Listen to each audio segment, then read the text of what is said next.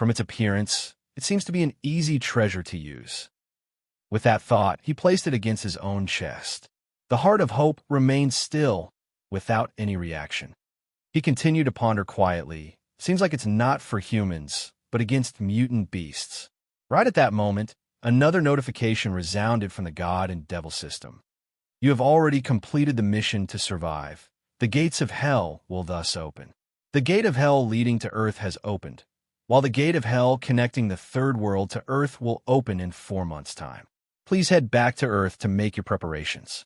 You have 24 hours to settle your affairs. After 24 hours, you'll have to head back to Earth to receive your mission. From now on, the gate of hell will become a gateway between both worlds. The inhabitants of the second world can also make use of it to enter Earth. When Jung heard that, he chuckled bitterly and shook his head. 24 hours, eh? Truly on a tight schedule. Everybody listen up. Jung quickly pulled out his communicator and notified all his trusted aides. After a round of screening with Floxinia's mind-reading capabilities, he began to announce his background and the news that he had to return to Earth. Jung said, "That's how it is.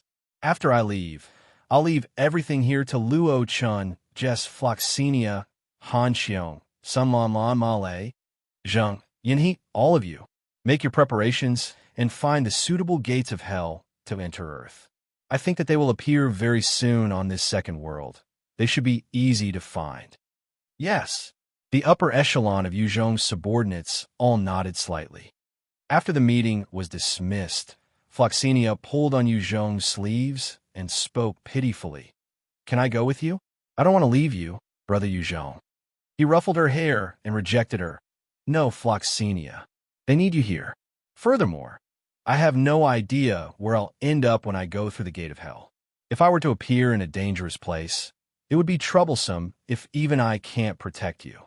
Once I've gone through and make sure that nothing is wrong, I'll come back to pick you." With Jung's current strength at the Type 5 realm, he was practically invincible on Earth. However, he had been gone a year. Who knew what Earth had become? While he was evolving, the other biological life forms on Earth would be evolving as well. If he came to a lake full of mutant beasts or powerful zombies, then he had no confidence that he could protect Floxinia at all. Floxinia took the chance to pout.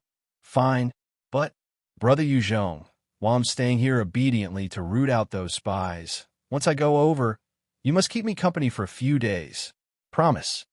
Jung chuckled and agreed, "Fine." Annie, Lu Yi-chun, and the other women looked on enviously.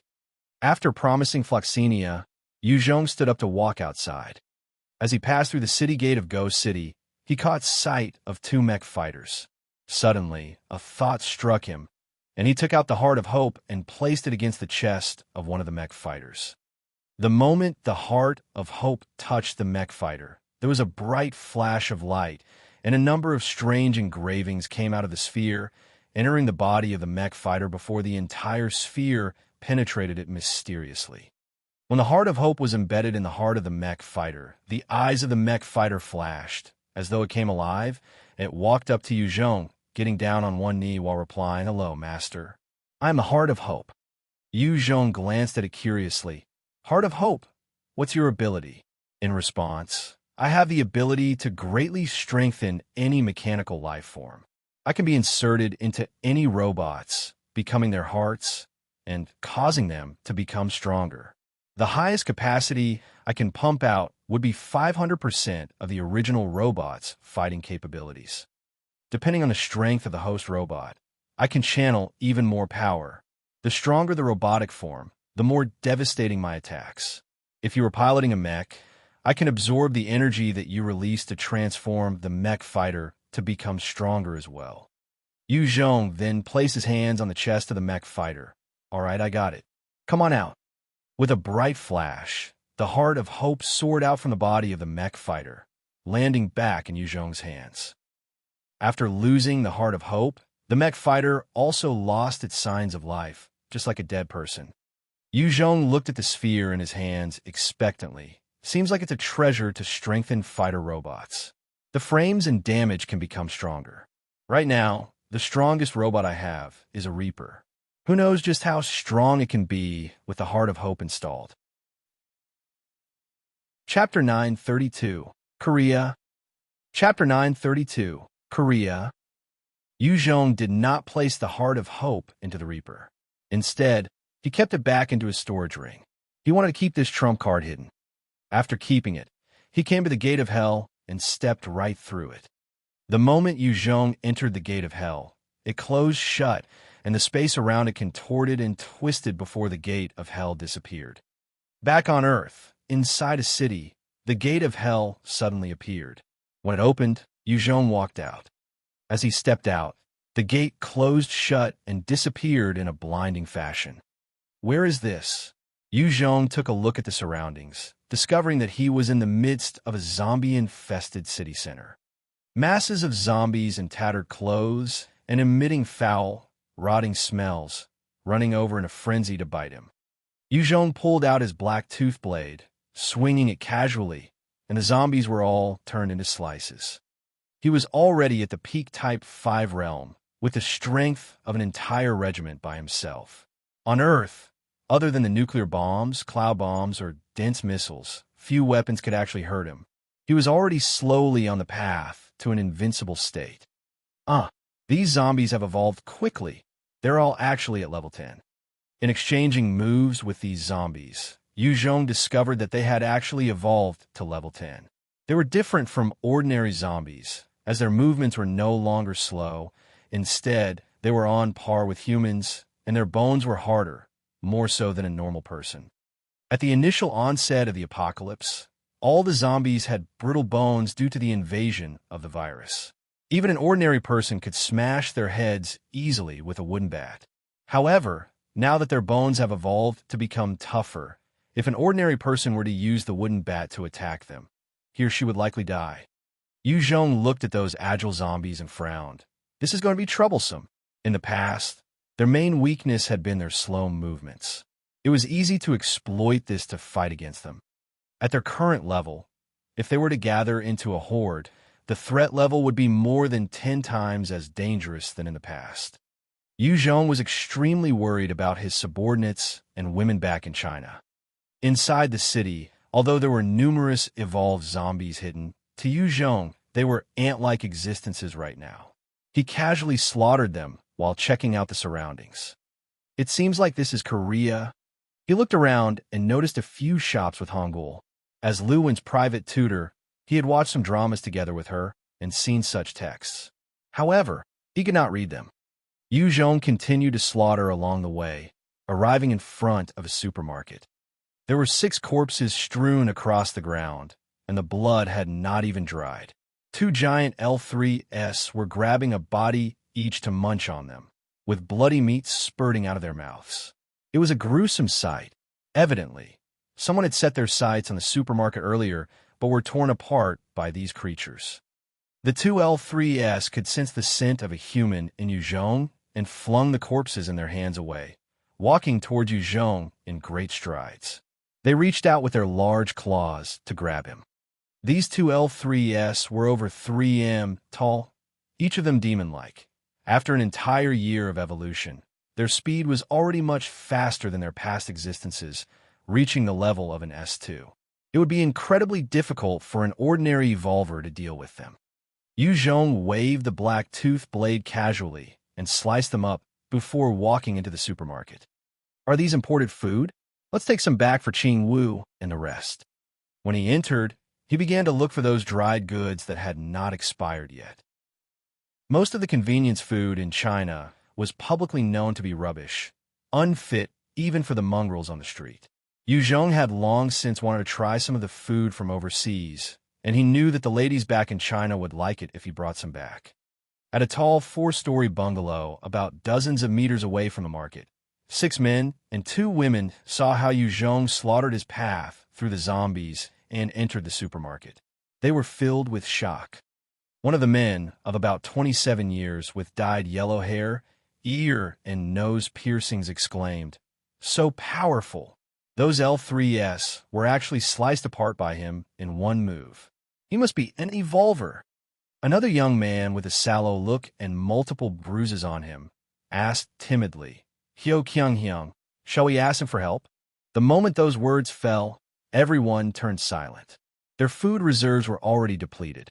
Those that had risked their lives to step out were already killed by the L3s. Even so, they were hesitant about asking someone with unknown origins for help. Since the apocalypse, morals and ethics had flown out the window.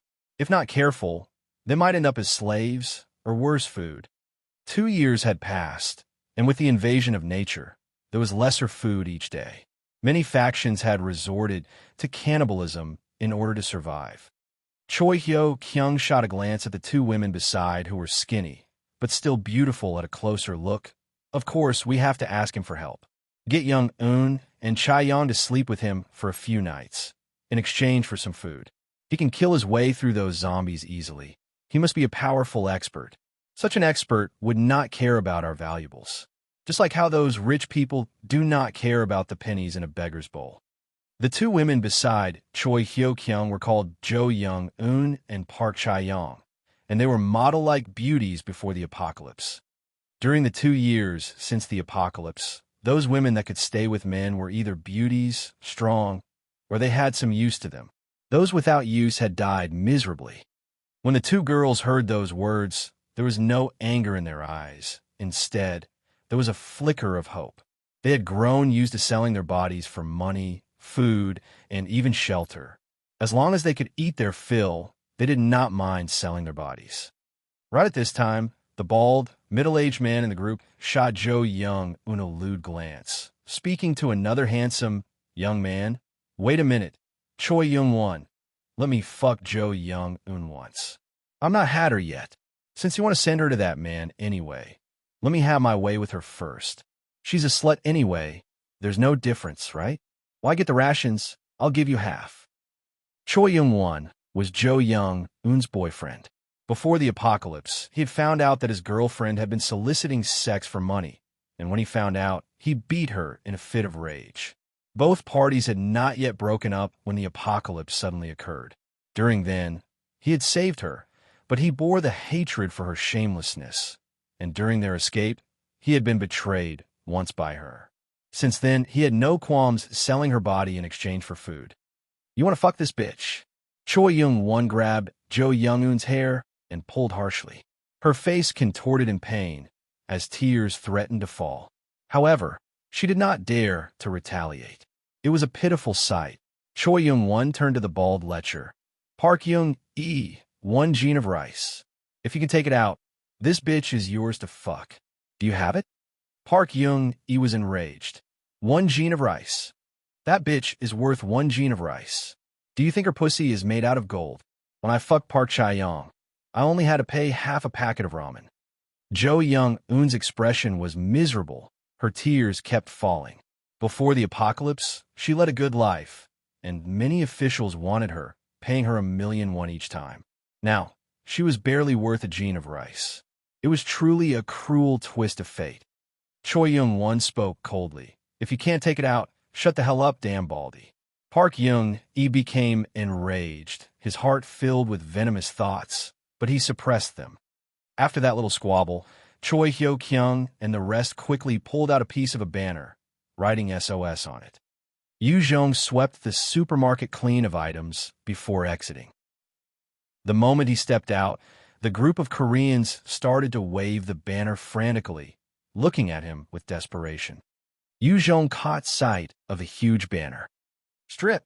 Seeing that they got his attention, Choi Hyo-kyung barked at the two girls. Jo Young-eun and Park Chae-young quickly took off their clothes, trying their best to attract Yu Jung's attention. Yu Jung smiled slightly and walked over. He had long since discovered their presence.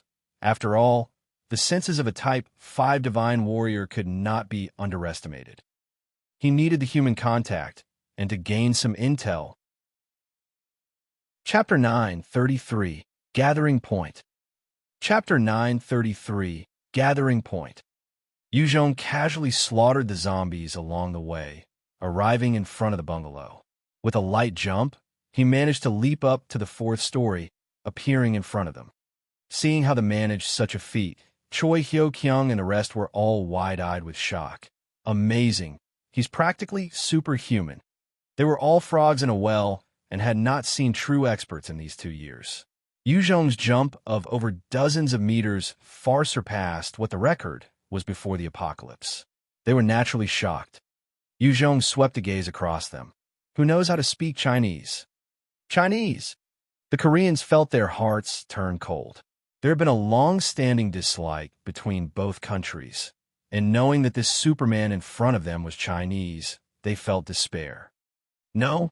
Then forget it. You guys can stay here. Yu Zhong's gaze held a hint of disappointment. He did not know the Korean language. There was no possibility of communication like this. If he could not get any information from them, there was no point in rescuing them. Wait a minute. Seeing Yu Zhong turn, Choi Hyo-kyung called out in halting Chinese, before grabbing Park Chae-young and barking gruffly. Communicate with him quickly. Park Chae-young was currently only in her underwear, and she came up to Yu Zhong, getting on her knees. Wait a moment, esteemed sir, please wait. I'm Park Chae-young. I know Chinese. I know Chinese. I also know that all Chinese people are nice and kind. Please help us. Please listen to us. Yu Zhong turned around and chuckled. Not all Chinese people are nice and kind. However, even if your word were meant to compliment, I still feel good. I'm Yu Zhong. Fine, I shall listen to your requests. Saving these Korean survivors was just a matter of raising his hand.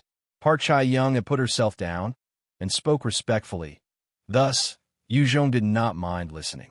Park Chae-young continued to maintain a subservient manner. Sir Yu Zhong, we hope to purchase some food from you. We have not eaten for a week. As long as you give us a packet of ramen, I'm willing to spend a night with you. I know a variety of positions and postures, guaranteed to satisfy you. If you could take out 2 packets of ramen, both Jo Young-eun and I will sleep with you. Prior to the apocalypse, both of us were models. We will definitely satisfy you. Park Chae-young had only wanted half a packet of ramen in exchange for a night with Park Young, but when it came to Yu Zhong, the price rose to a packet. It seemed that fleecing foreigners was a norm regardless of country or time period. Yu Zhong swept Park Chae-young and Park Young-eun a glance, tossing a packet of ramen to her. I'm not interested in you girls. This is for you. Answer some questions of mine. If I'm satisfied, I will give you more. Seeing that packet of ramen, Choi Hyo-kyung and the rest went green with envy. They swallowed their saliva a few times. If it was not for Yu Zhong still being in front of them, they would forcefully grab that packet of ramen away from Park Chae-young. Damn it, if only I know how to speak Chinese. Park Chae-young, this bitch, she isn't even as pretty as me, yet she gained his favor. If I knew Chinese, that packet of ramen would have been mine. Jo Young-eun's eyes flashed with a mad look of jealousy. In the past, she had felt the same when she saw those rich businessmen throwing 10-carat diamonds to Park Chae-young as though they were nothing. In the apocalypse, food was the most precious resource. A single packet of ramen could incite a bloodbath. Park Chae-young smiled excitedly, grabbing the packet tightly. She kowtowed profusely. Thank you, Sir Yu Zhong. Thank you. I will definitely tell you all I know. Yu Zhong asked, where's this place? Park Chae-young replied respectfully, this is not Johntown near Seoul. Oh no, this is not a town near Seoul, about 50 kilometers away. If you walk north, you'll reach North Korea, while Seoul is south. In order to gain Yu Zhong's favor, Park Chae-young actually referred to Seoul as Han City. At the same time, her speech was full of respect and honorifics. During the apocalypse, in order to live, they did not even mind selling their bodies. As long as they could please the strong, then they would do anything. There are sure to be people even more shameless and thick-skinned than what Park Chae-young was doing now. Yu Zhong flicked his hands, and another packet of ramen fell in her hands. Are there any factions in Han City that you know of? There would be outstanding characters in every part of the world. Since Yu Zhong could develop his own power in China, it was definitely possible that Korea had their own powerhouses as well. My apologies, I do not know about that. Please wait a moment. Our leader Choi Hyo-kyung should know about it. Park Chae-young smiled apologetically and stood up before coming to Choi Hyo-kyung's side and passed the message. Choi Hyo-kyung was extremely tyrannical when he was with other Koreans, but against this superhuman expert, he was extremely careful. How do you do, Sir Yu Zhong? I'm Choi Hyo-kyung. Near Seoul, there's a large survivor base. led by the Republic of Korea Revival Assembly. I hope that you can take us there. In return, both Park Chae-young and Jo Young-eun will be gifted to you. Yu Jong swept Park Chae-young a glance. Park Chae-young, Choi Hyo-kyung wants to give you to me. What are your thoughts? A glimmer of hope flashed across her eyes as she quickly got on her knees. It'll be an honor to serve as Sir Yu Jong's woman. I'm willing to go with you. I know how to cook, wash, warm the bed, dance, drink, games. Please accept me. I eat very little. Park Chae-young had gotten around in the upper society for a few years, and she knew how to grab hold of opportunities. She was clear that by following this expert, she would not have to go hungry ever again. The threat of death would also be low. Yu Jong chuckled. All right, I need a translator anyway. Choi Kyo-hyung, I will take you guys to the base then. Yu Jong wanted to see for himself the talents of Korea and know how much they had expanded by and the extent they recovered. Since it was rare for him to be overseas, Yu Jong was curious about the styles and development of foreign factions. Choi Hyo-kyung was elated, and he bowed down. Thank you, sir.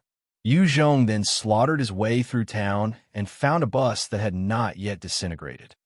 The party of Koreans quickly scrambled onto the bus.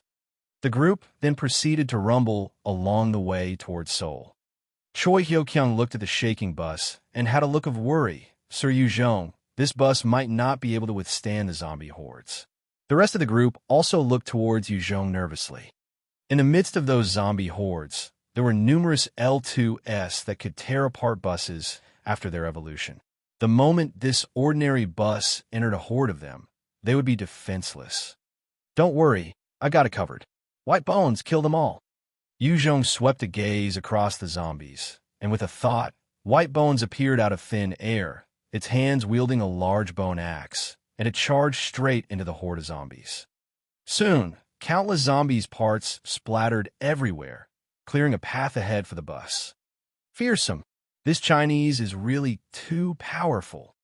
Once again, everybody in the bus was shocked upon seeing White Bones and its massacre of the zombies. Park Chae-young and Jo Young-eun looked towards Yu Jong with a bright gleam in their eyes. If they could stick to him, they would be able to survive better in this cruel world where there was no trust between humans. On the road towards the survivor base, there were many L2S, S2S, L3S, and S3S loitering everywhere. While it might be a road of doom to any other ordinary person, it was not a problem for White Bones to kill its way through, carving out a bloody path for the bus. After 2 hours, the shaky bus finally made it to the largest survivor assembly point near Seoul. Halt! When the bus came rolling near Seoul, fierce-looking militants with guns came out of nowhere to stop them in the middle of the road. They pointed their weapons at the bus. Yu Jong frowned and got the bus to come to a stop. The entire party came down. When the 4 militants caught sight of Park Chae-young and Jo Young-eun, their eyes flashed with perverse desire. Women. These two aren't too bad. Park Chae-young and Jo Young-eun were considered models before the apocalypse. During the apocalypse, while they might have suffered, they were still a tad better than most ordinary ladies. It was easy to stir the lust in those militants. One of them leered at Park Chae-young and said, "That one is mine." Another pointed at Jo Young-eun and made to grab her. "I want her. Once we're done with each, we can swap." The remaining 2 militants chuckled and watched the ongoings with interest. The 2 Korean ladies screamed out. Choi Hyo-kyung and the rest were silent, watching it all silently. They had already given the 2 ladies to Yu Jong. They would naturally not care about them. Yu Jong swept them a gaze and barked coldly. "Troublesome. White Bones, kill them." White Bones shot forward, slashing out with its axe in a frenzy. In an instant, the heads of the 4 militants flew into the sky. Their blood splattered everywhere as their lifeless bodies crumpled to the floor. Terrifying, we must not provoke him. Witnessing this gory scene, the hearts of Choi Hyo-kyung and the rest ran cold, finally seeing for themselves how quick-tempered Yu Jong was. The first soul she used is the modern way of calling soul. The second was how the Chinese used to refer to soul. Chapter 9:34. Seok Wi Guk. Chapter 9:34. Seok Wi Guk. After killing the 4 militants, Jung did not seem ruffled by the events, as he continued walking towards the base with big strides. Park Chae-young stirred and chased after him swiftly. She needed to stay by his side closely. Only then would she survive. Otherwise, based on the character of those militants, they would not have a promising future. White Bones quietly retrieved the ammunition and weapons from those militants and returned to Jung's side. Following Jung's constant growth, White Bones had been transforming as well. Its current intelligence was not far off from a normal person. While the bullets were useless to both Jung and itself, to the other humans, it was a precious resource.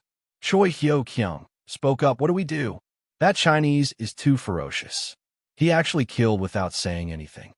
Jung had not hesitated in killing those 4 militants. Such measures caused these Koreans to be apprehensive. Especially since they were not fellow countrymen. It was even more terrifying.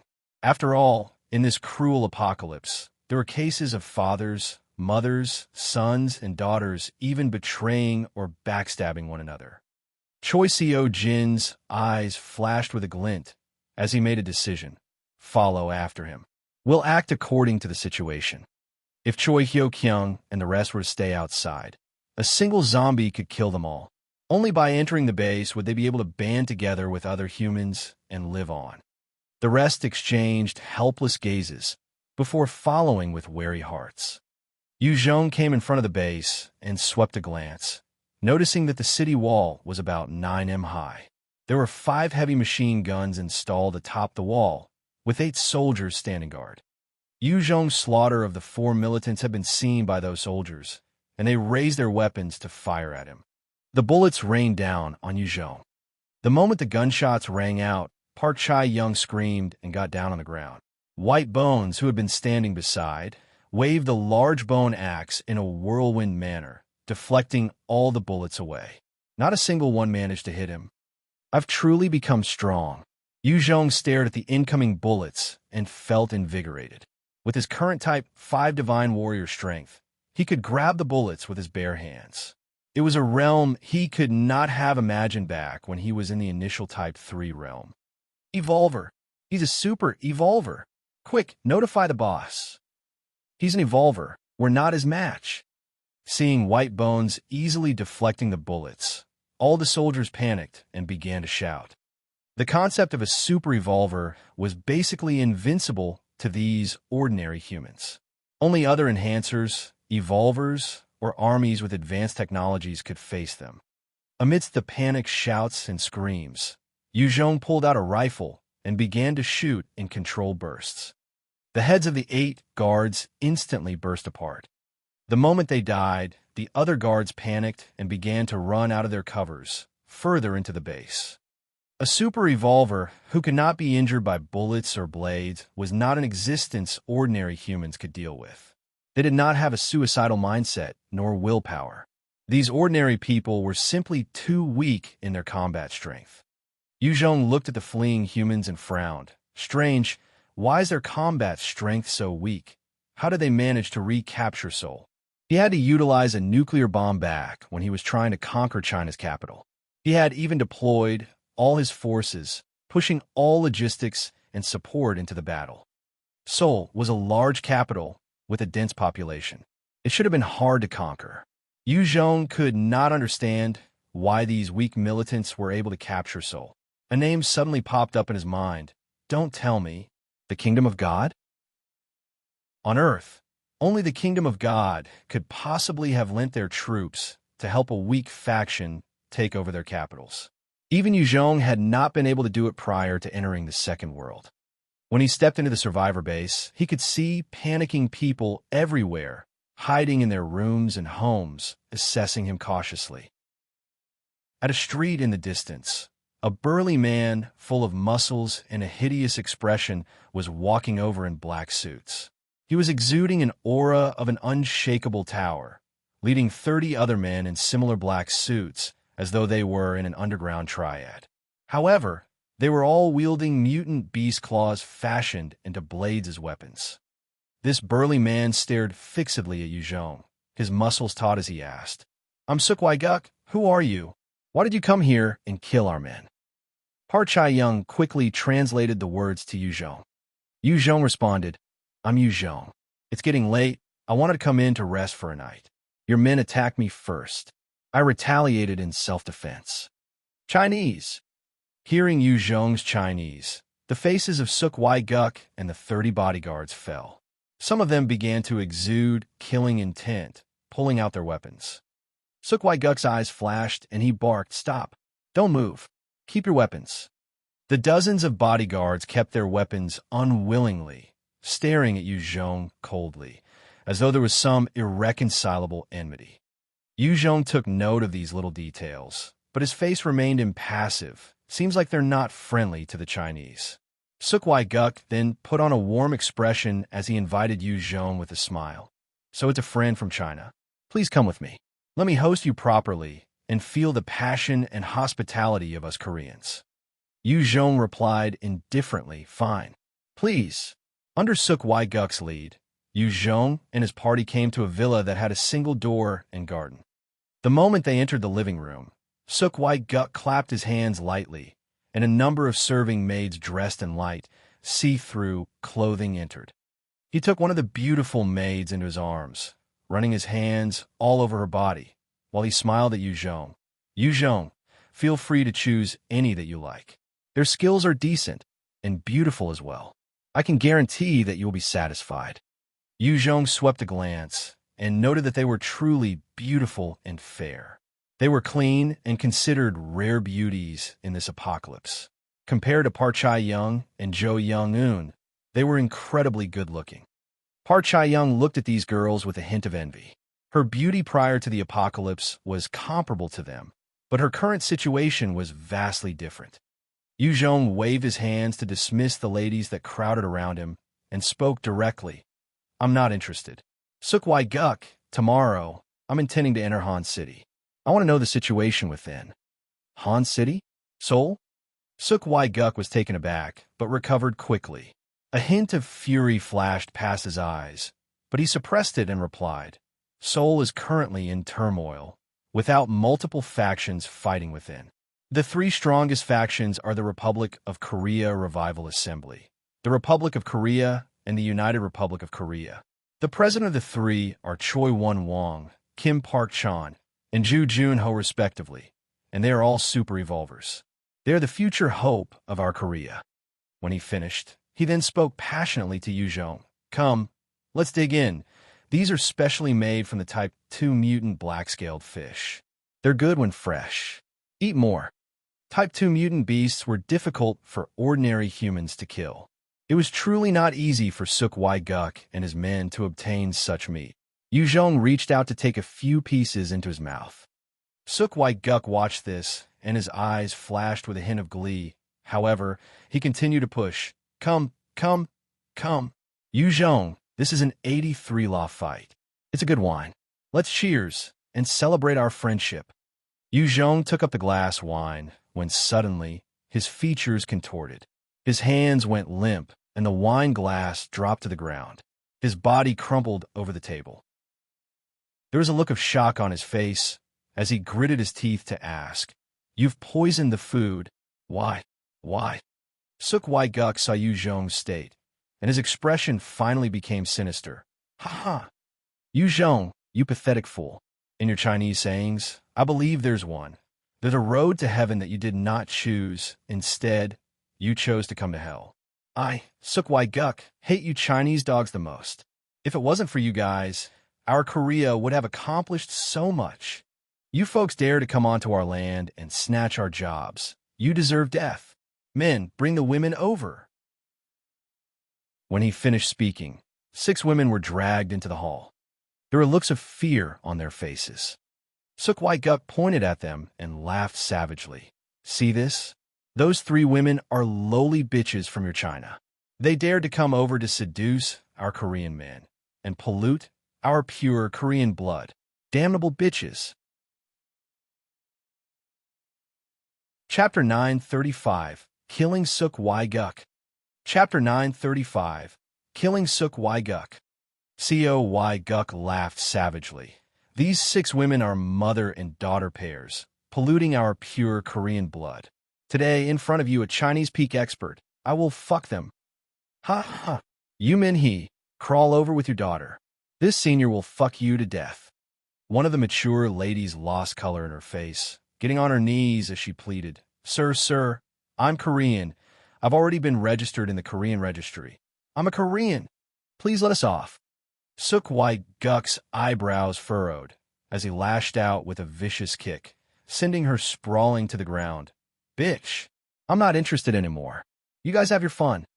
The guards erupted in cheers, laughing lewdly as they took off their pants, and held the Min Hee mother-daughter pair in place as they started to pound them. As Min Hee was being raped, pain, despair, and anguish flashed past her face. Before the apocalypse, she was a beautiful woman, and her name was Lu Min Shi back in China. She even had plenty of suitors. However, she had married into Korea because of her dreams of having a Prince Charming from the dramas that she watched.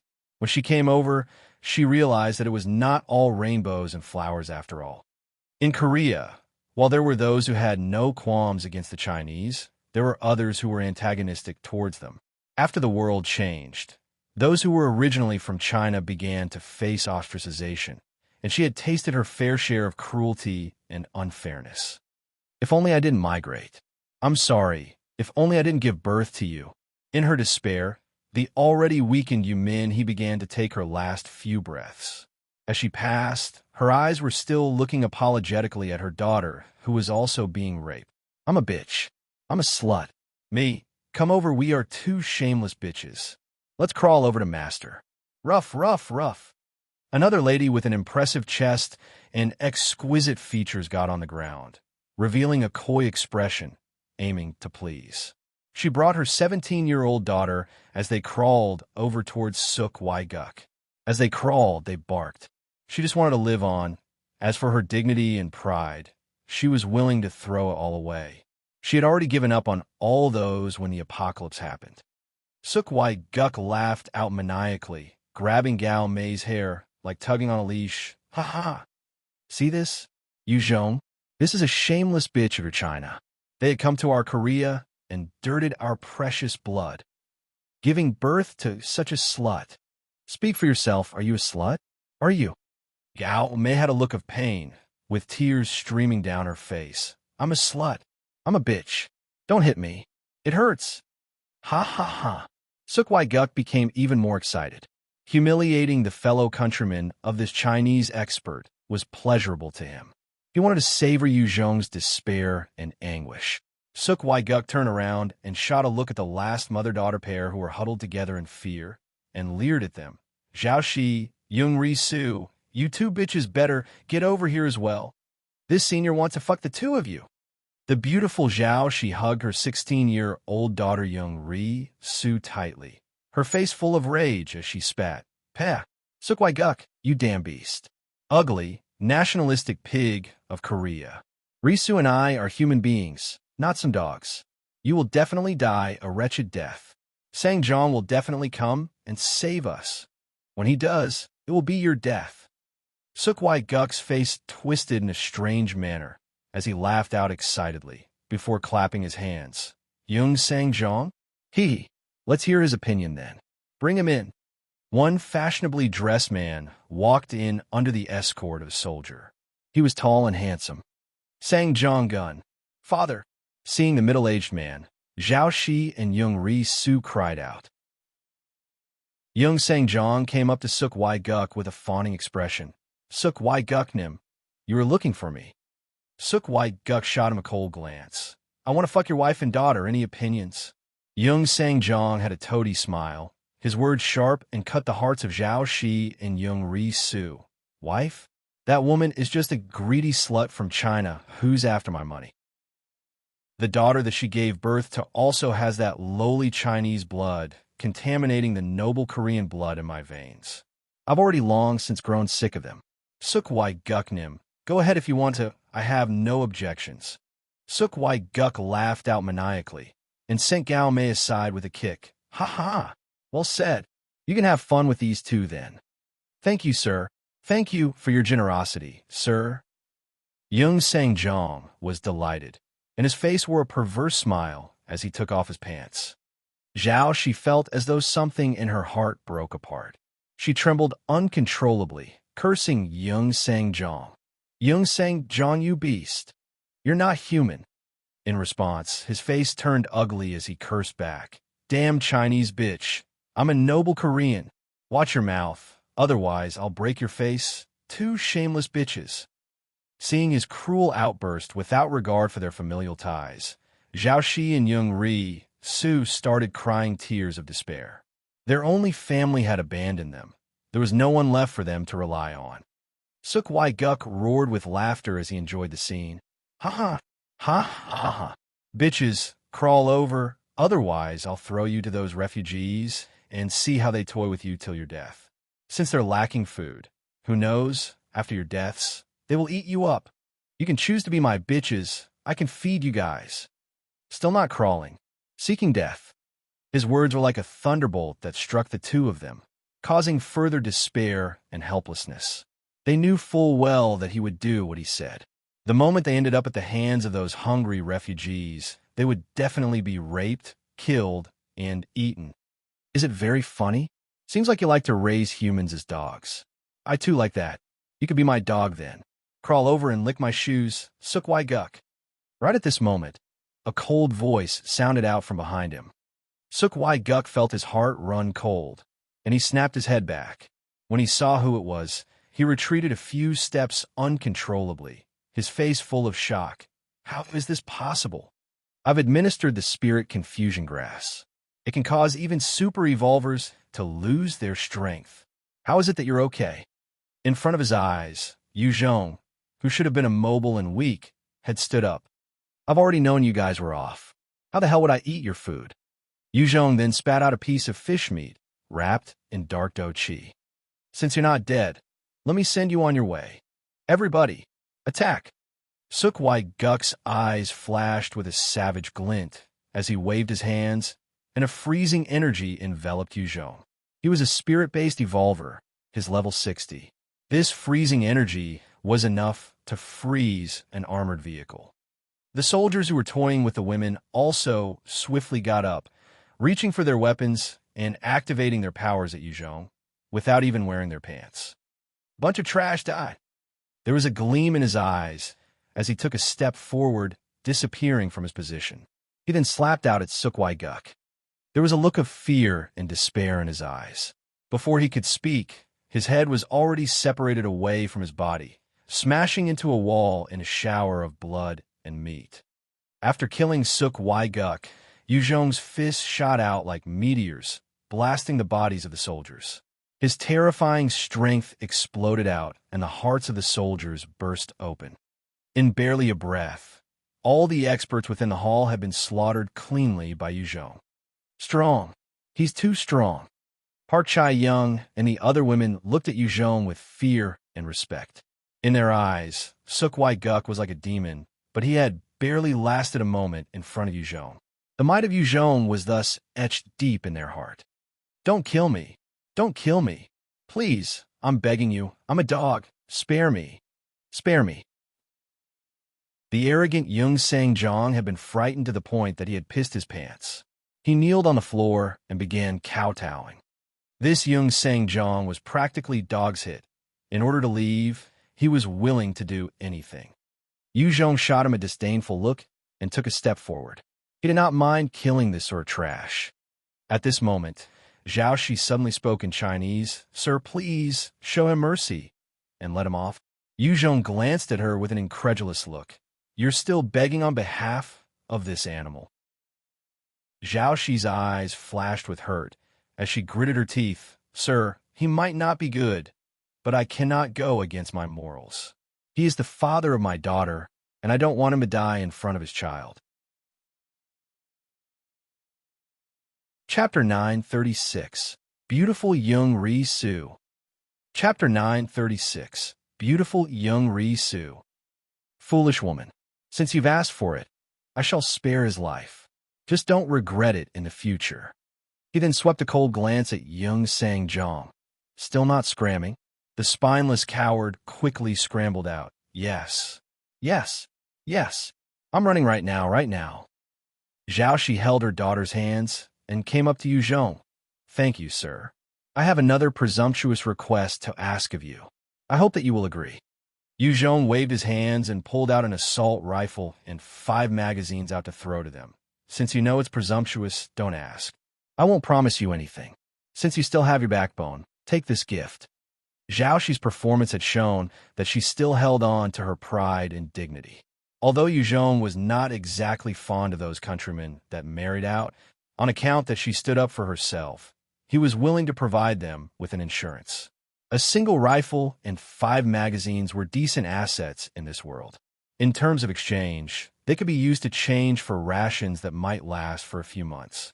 As for Yu Min, Gao Mei, and another one who barely survived, Yu Zhong did not even feel like looking at them. If it had been within the country, in order to help his motherland thrive, Yu Zhong would be willing to lend them a hand. However, he had no such thoughts abroad.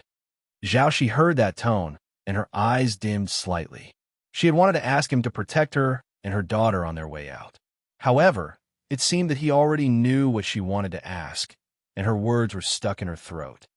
Zhaoxi swiftly grabbed those weapons and thanked him. Thank you, sir. If there's a next life, I will repay your kindness. Next life? He did not believe in that. He only believed in the present. He did not place her words to heart and swept a glance outside. Outside the hall, 20 gun-wielding militants had suddenly appeared. They let out ugly roars to suppress their fears and charged right for the hall while firing madly. As the rain of bullets fell upon the hall, it shattered countless glass pieces. Yu Minhe's daughter was caught in the fire and fell in a pool of her blood, moaning in agony. The rest of the women screamed out shrilly, getting down on the floor while trembling. Since you guys have come seeking death, let me send you on your way. Yu Zhong sauntered through the rain of bullets, pulling out his black-toothed blade and slashed out. All the incoming bullets were immediately deflected away. Freak! He's a monster! Seeing this, the militants all screamed out.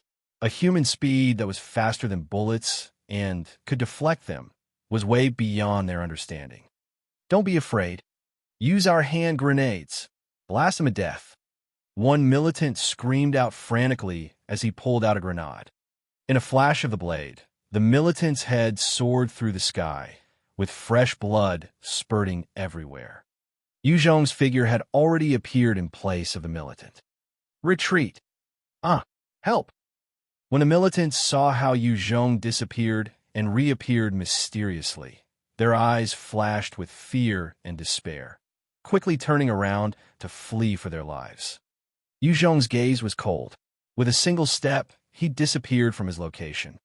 In an instant, the various fleeing militants began to split apart mysteriously, fresh blood splattering everywhere. Over 20 militants had been dealt with by Yu Zhong within a second. Type 5 divine warriors were tyrannical. On this earth, it was hard for anyone to stand up to an existence like that. After the slaughter, Yu Zhong sauntered through the town, killing anyone who tried to take advantage of the chaos. However, many of them fled in fear towards Seoul, and few stayed behind. This is truly incomparable with the mainland. It's too inconvenient. Yu Zhong frowned as he watched the Korean survivors flee. After killing those human scums like Seok Wi Guk and his men, it would be easy to recruit a few new management people to maintain peace and security. However, due to the language barrier, it was hard to recruit anybody. After killing everyone, Yu Zhong went back into the villa. Inside, Gao Mei and her daughter had already vanished, while Zhou Young-un had seized the opportunity to flee. Only Parchai Young and the Zhaoxi mother-daughter pair were still there. Yu Zhong turned to Zhaoxi and frowned. Why haven't you guys left? Zhaoxi immediately got down on her knees, begging profusely, Sir, please take us along. I can be your translator, and even warm your bed if you need me to. I can cook, wash the bowls, anything. Anything at all. All I ask is that you protect us along the journey, please. In this apocalypse, it was hard for beautiful women like them to survive on their own, not to mention when they were overseas. Zhaoxi was just an ordinary woman. Even if she had weapons, it was hard for her to protect herself and her daughter Jung Ri-soo. The moment they lacked Yu Zhong's protection, their fates would be worse than dogs. Zhao Shi could only beg to stay by Yu Zhong's side to protect her daughter. When Park Chae-young heard those pleas, she became frantic. She knew her only value was being a translator. That was why Yu Zhong had kept her with him. If Yu Zhong accepted Zhao Shi, her position would be threatened. Translating? Yu Zhong glanced at Park Chae-young, sighing deeply. All right, fine. I can take the two of you. However, if your performance is not acceptable, don't blame me for chasing you away. A look of joy flashed across Zhao Shi's eyes, and she quickly kowtowed together with Jung Ri-soo. Thank you, sir. Thank you. Grab a bite, settle your belongings. I'm going to take a rest. With a wave of his hand, a few biscuits and a bottle of mineral water appeared in front of them. These are dried biscuits. He is really loaded. I've made the right choice. Zhao Shi received the food and was filled with excitement. After the apocalypse, they had been gone without food for days. Dried biscuits were not something they could afford. Jung Ri-soo tore open the packaging and began to wolf down the food. As she ate, her eyes gleamed with a strange glint. Yu Zhong came to her room and immediately fell asleep. Even though he was a Type 5 divine warrior, able to battle 3 days and nights without sleeping, he wanted to maintain the habit of having a sleep to keep his spirit and stamina at their peak condition. A small figure quietly came to his room, burrowing into his blankets. Yu Zhong felt the lithe body snuggling against his own, while a small hand was fumbling around with his pants. He opened his eyes, only to discover the pretty Jung Ri-soo stark naked in front of him, giving off an alluring feel.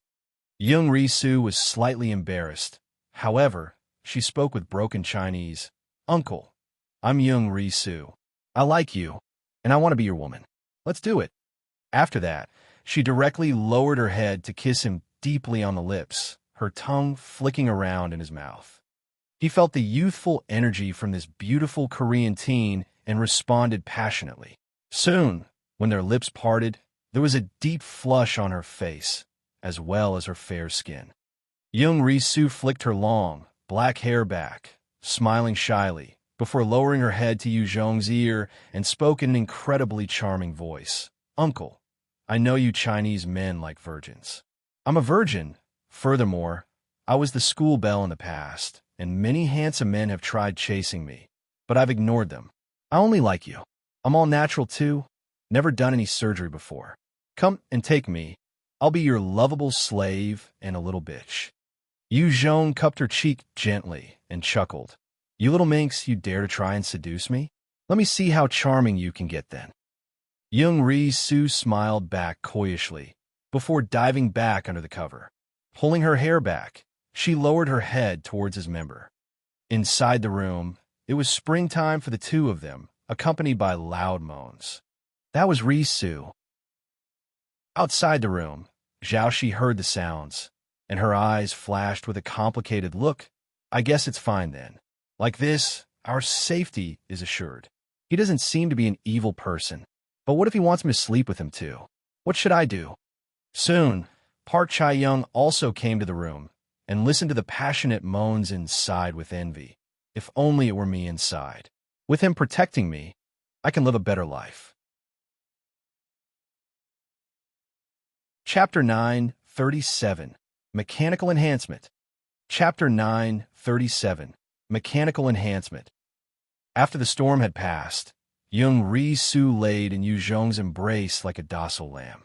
She hugged him tightly, as though he was her most precious lover. She whispered in his ear, I'm yours. If you were to abandon me, I'll die in front of you. I know. Yu Zhong chuckled and slapped her butt, causing it to bounce. So naughty. She laughed coquettishly, lightly throwing a fist at his chest. She then asked, Uncle, how about getting my mom to serve you together with me? What's in your head? Yu Zhong's brows arched and slapped her, but once more. He truly did not understand what went on in the minds of teenage girls. Stop, please stop.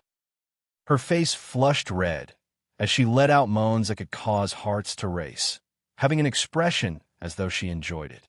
After he stopped, she gasped a little for breath, before turning to Jung and giggling, "Uncle, I'll let you in on a little secret. Actually, I'm also an evolver too. I have an ability." Jung let his hands roam all over her body, asking casually, "Oh, what might that be?" The mother-daughter pair had been unfortunate.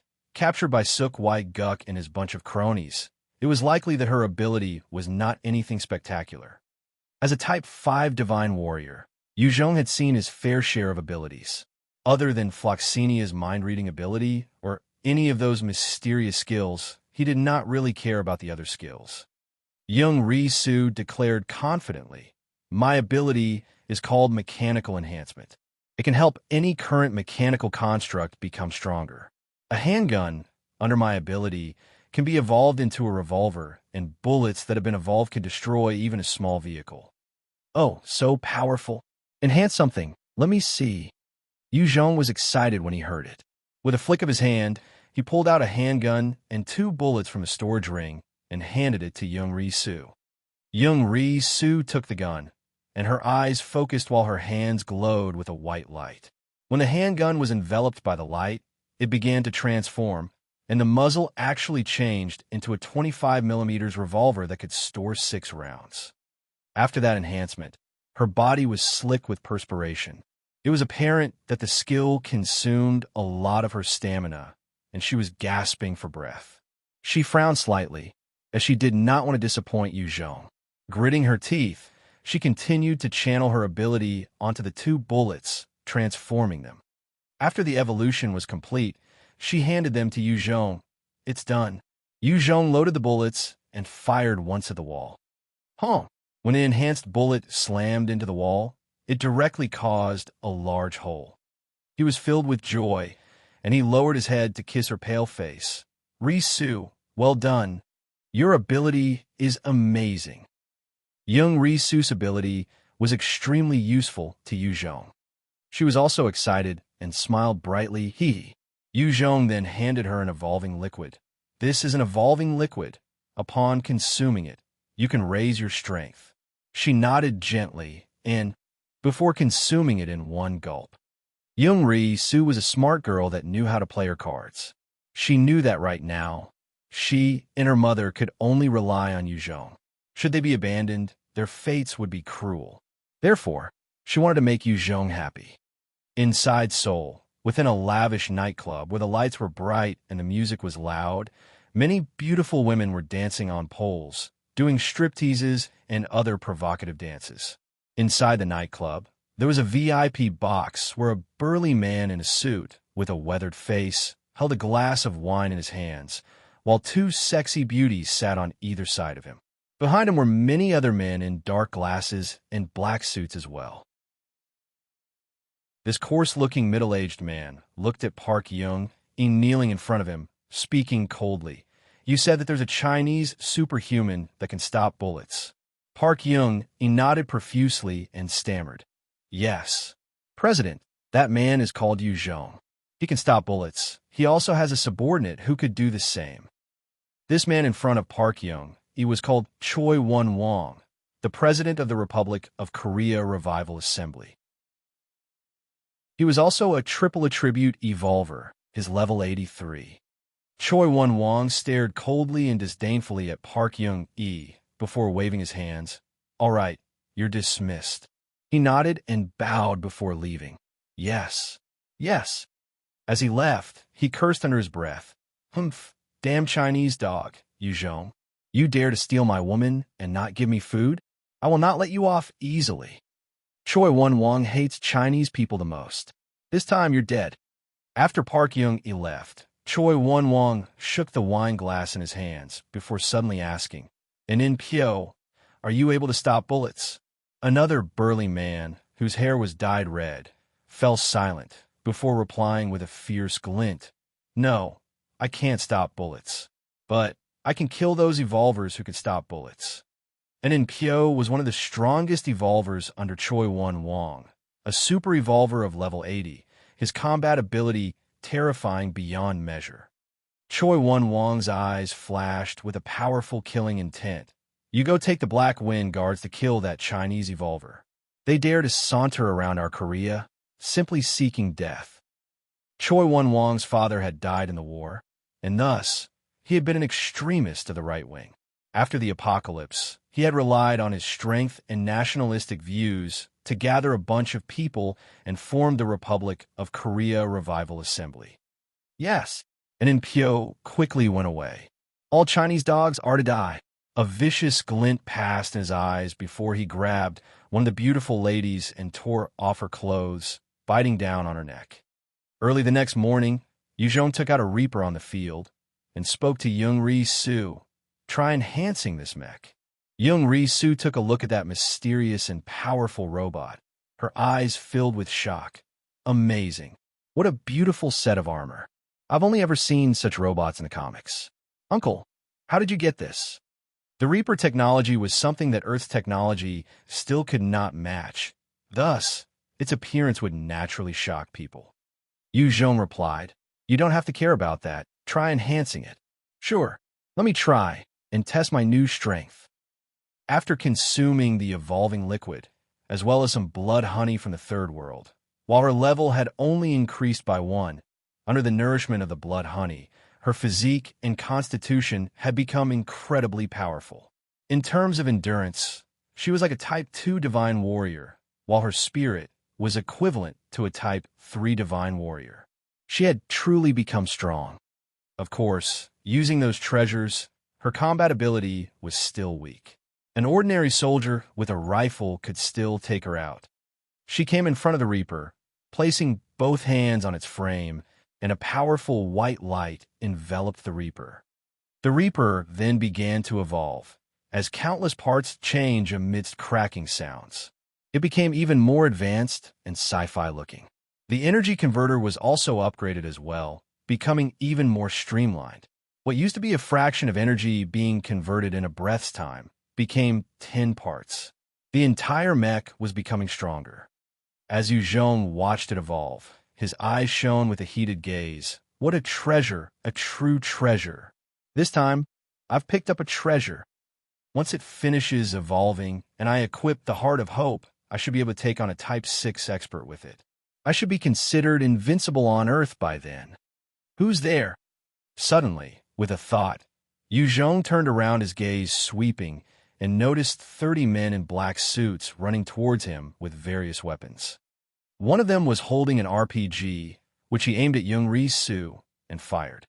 Taking a preemptive strike was not something only Yu Zhong knew. And Inpyo was an evolver that had braved countless battles, his experience abundant and his methods vicious. Whitebone stood in front of Jung Ri-Soo with an energy shield, raising it to protect them. Chapter 938, Entering Seoul. Chapter 938, Entering Seoul. Following a loud sound, the rocket that could obliterate a tank slammed into the energy shield and exploded, causing ripples all over the shield. All of you can fucking die. Yu Zhong's killing intent instantly soared. If Jung Ri-Soo had been killed, it would be a huge shame.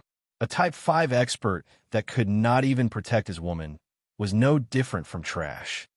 With a tap of his foot, he instantly disappeared from his location. He's gone. How'd he do that? How is that possible? And Inpyo and the rest of the Black Wind Guards were all taken aback. They were considered the strongest evolvers of Korea, and no matter how fast their enemies were, they would not be able to escape their line of sight. However, what they did not know was that this was a peak Type 5 Divine Warrior. His physique had surpassed even some Dino warriors. The moment he went all out, even Type 4 Divine Warriors would only see a blur. These Black Wind Guards were at most equivalent to Type 2 Divine Warriors. Even Inpyo was at most a Type 3 Divine Warrior. It was impossible for him to catch Yu Zhong's movement. Pung, pung, pung. All of a sudden, a number of Black Wind Guards had their heads exploding like watermelons. It was extremely creepy. Seeing this scene, one of the guards even got so frightened that he peed his pants, directly kneeling on the floor and kowtowing, "Monster! He's a monster. He's definitely not a human. He's a ghost. He's a devil. Please spare me. Don't kill me. And Enpyo suppressed the fear in his heart, barking out, Don't panic. He's just a human, not a ghost. We can definitely kill him. Seems like you're the leader. It shall be you then. Be my puppet. Jung suddenly appeared behind him, slapping the back of his neck and knocking him unconscious. A Type 3 puppet rune then entered her head. Ghost, flee! The remaining Black Wind guards felt shocked and despair, and started to flee while shouting. With a tap of his foot, Jung darted about like a specter, appearing behind the Black Wind guards. Each time, he would slap a puppet rune into their heads, turning them into his puppets. The dozens of Korean elites might have posed a threat to Jung before he entered the Second World. However, now, they could barely last more than a breath. And Enpyo, who was the first to become a puppet, came up to Jung and saluted, Your slave and Enpyo greets master. Jung did not even glance at him. He shot back to Jung Ri-Su, grabbing her into his embrace, and asked with concern, Ri-Su, are you okay? Jung Ri-Su, whose body was covered in perspiration from the usage of her ability earlier, smiled brightly with joy and kissed him deeply. Uncle, I'm okay. Thank you for protecting me. The machine is too powerful. My strength is insufficient. I can only do 1/3 of it. In order for it to finish evolving, it would take another 2 days. Jung planted a kiss on her forehead. 3 days it is. Don't worry. Take your time. Jung Ri-Su smiled brightly and hugged his right arm tightly with her B-cup breasts pressed against. She wanted to use all she had to keep him firmly under her thumb. Jung summoned an Enpyo, his face sinking. Who sent you here? And Enpyo replied respectfully, Master, it was the President Choi Won-Myung of the Republic of Korea Revival Assembly. I was one of the 4 vice commanders of the Black Wind Guards, in charge of 36 Black Wind Guards. Choi Won-Myung, damn bastard, you dare to target me. Don't blame me for being merciless. A strong killing intent emitted from Jung before he asked, Why did Choi Won-Myung want to kill me? Jung could not fathom why this random person with no vengeance against him, nor met him before, would want to send experts after him. Normally speaking, when a mature leader was to meet experts, the first thing they would do is to try and pull them in or cooperate and become allies. Only if those did not work, that annihilation would become the only choice. And Enpyo replied, Choi Won-Myung's father had died in the war before. He was a right-wing extremist and is filled with hatred towards the Chinese. Even an ordinary Chinese would suffer the moment he entered Choi Won-Myung's territory. Men would be killed, women would become slaves. When he heard that you were an expert from China, he immediately ordered your death. After an Enpyo became Jung's puppet, even if he was speaking in Korean, Jung could understand him. Likewise, even if Jung spoke Chinese, an Enpyo would understand. Jung's eyes flashed with killing intent. So it's this kind of beast. Seems like I need to wipe him out. He's just cancer to Earth. Nationalists and extremists usually reared their heads during times of chaos and crisis. In the past, Africa used to have frequent outbreaks of such cases. During the 2 world wars, there were a lot of racists and no shortage of murders. It was because of these that many people realized the problem with such chaos and fought to progress in peace. With such an extremist like Choi Won-Myung, if Jung was helpless, then that would be it. Now that he had the strength, he would not sit by. Jung spoke. Ri-Su, you stay here with your mother and Park Chae-young. They will be your subordinates, and you may command them. I will head to Seoul and wipe out this revival assembly. A single person leveling an entire faction. This was unheard of before Jung entered the Second World. He was a Type 3 expert, then a peak existence. Yet, he would not have dared to make such claims. When Jung Ri-Su heard this, she started to tear as she pleaded. Uncle, there are so many experts there. Can you not go? The Revival Assembly was one of the 3 largest factions, their prestige having spread far and wide. Almost everyone in the region knew of their name. Jung had actually wanted to wipe them out himself. This caused Jung Ri-Su to be filled with fear. She knew Jung was strong. However, She did not believe that he could single-handedly take on the Revival Assembly. If he were to fall in battle, then she and her mother would be thrust back to the lives they led previously. At the same time, after that intense night, although she did not love Jung as much as she said, she was indeed reliant on him and had a favorable impression. She truly did not wish to see him die. Jung patted her shoulder and pointed to White Bones. "Don't worry, they're not a match for me. Also, relax. I will leave this behind to protect you guys." Her eyes were red as she asked, "Must you go?" Jung's voice turned steely. "I must." She then wrapped her arms around his shoulder and kissed him deeply.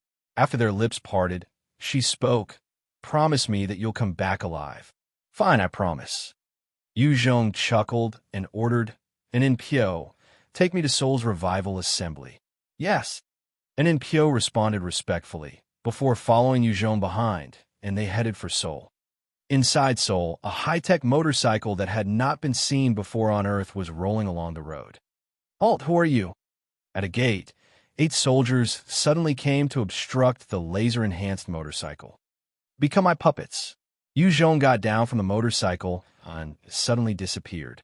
8 shadows suddenly smacked the heads of the 8 militants, directly sending puppet runes into them. After turning them into puppets, Jung got past the checkpoint quickly and entered Seoul. Along the way, Jung assessed his surroundings carefully. Inside the city, there were many people, but the sight was the same. Most of them were in tattered clothes, their expressions sallow, lying on the ground like beggars. There was another group that was living lavishly, their complexions ruddy, walking around as though they were shopping. Inside a dark alley, there would be sounds of fear and obscene laughter ringing out from time to time. Jung took a look at the ongoings and shook his head. The governance of this revival assembly is too loose. How could such an organization take down the millions of zombies here? Won Myung might have strength, but he was definitely not good at overseeing and managing. At the same time, he was unwilling to give up his authority, only using his trusted subordinates. Hence, the inner turmoil and degeneration of society. Jung then asked an Pyo, "How did you guys obtain Seoul?" And Pyo spoke, "It was roughly half a year ago when the zombies in Seoul suddenly moved to the south. That was how we moved in and occupied Seoul." In order to defend against North Korea, South Korea had built numerous bunkers and secret hideouts, as well as underground cities. Due to the existence of such crisis shelters, many managed to stay alive. Jung frowned, suddenly feeling a sense of unease. Disappeared? What's going on? Chapter 9:39 Massacre. Chapter 9:39 Massacre. However, even if he felt a sense of unease, he had no intentions to delve further. After all, this was Korea, and he was not Korean. He would not stay long anyway. Right at this time, there was a loud commotion some distance away. "Haha, everybody look, this Chinese bitch dared to bite me. Say, how should I deal with her?" "Burn her! Burn that bitch! Burn her!" A number of Korean thugs were hollering in excitement. Although Jung could not understand the language, he was attracted by the loud noises and turned to check out the source. At a crossroad not far away, there was a pregnant woman hung on a cross, her hair disheveled and her face swollen. Below the cross, there was a stack of firewood. A handsome man with dyed yellow hair and slightly tanned skin held a blazing torch, laughing maniacally as he tried to incite the emotions of the people.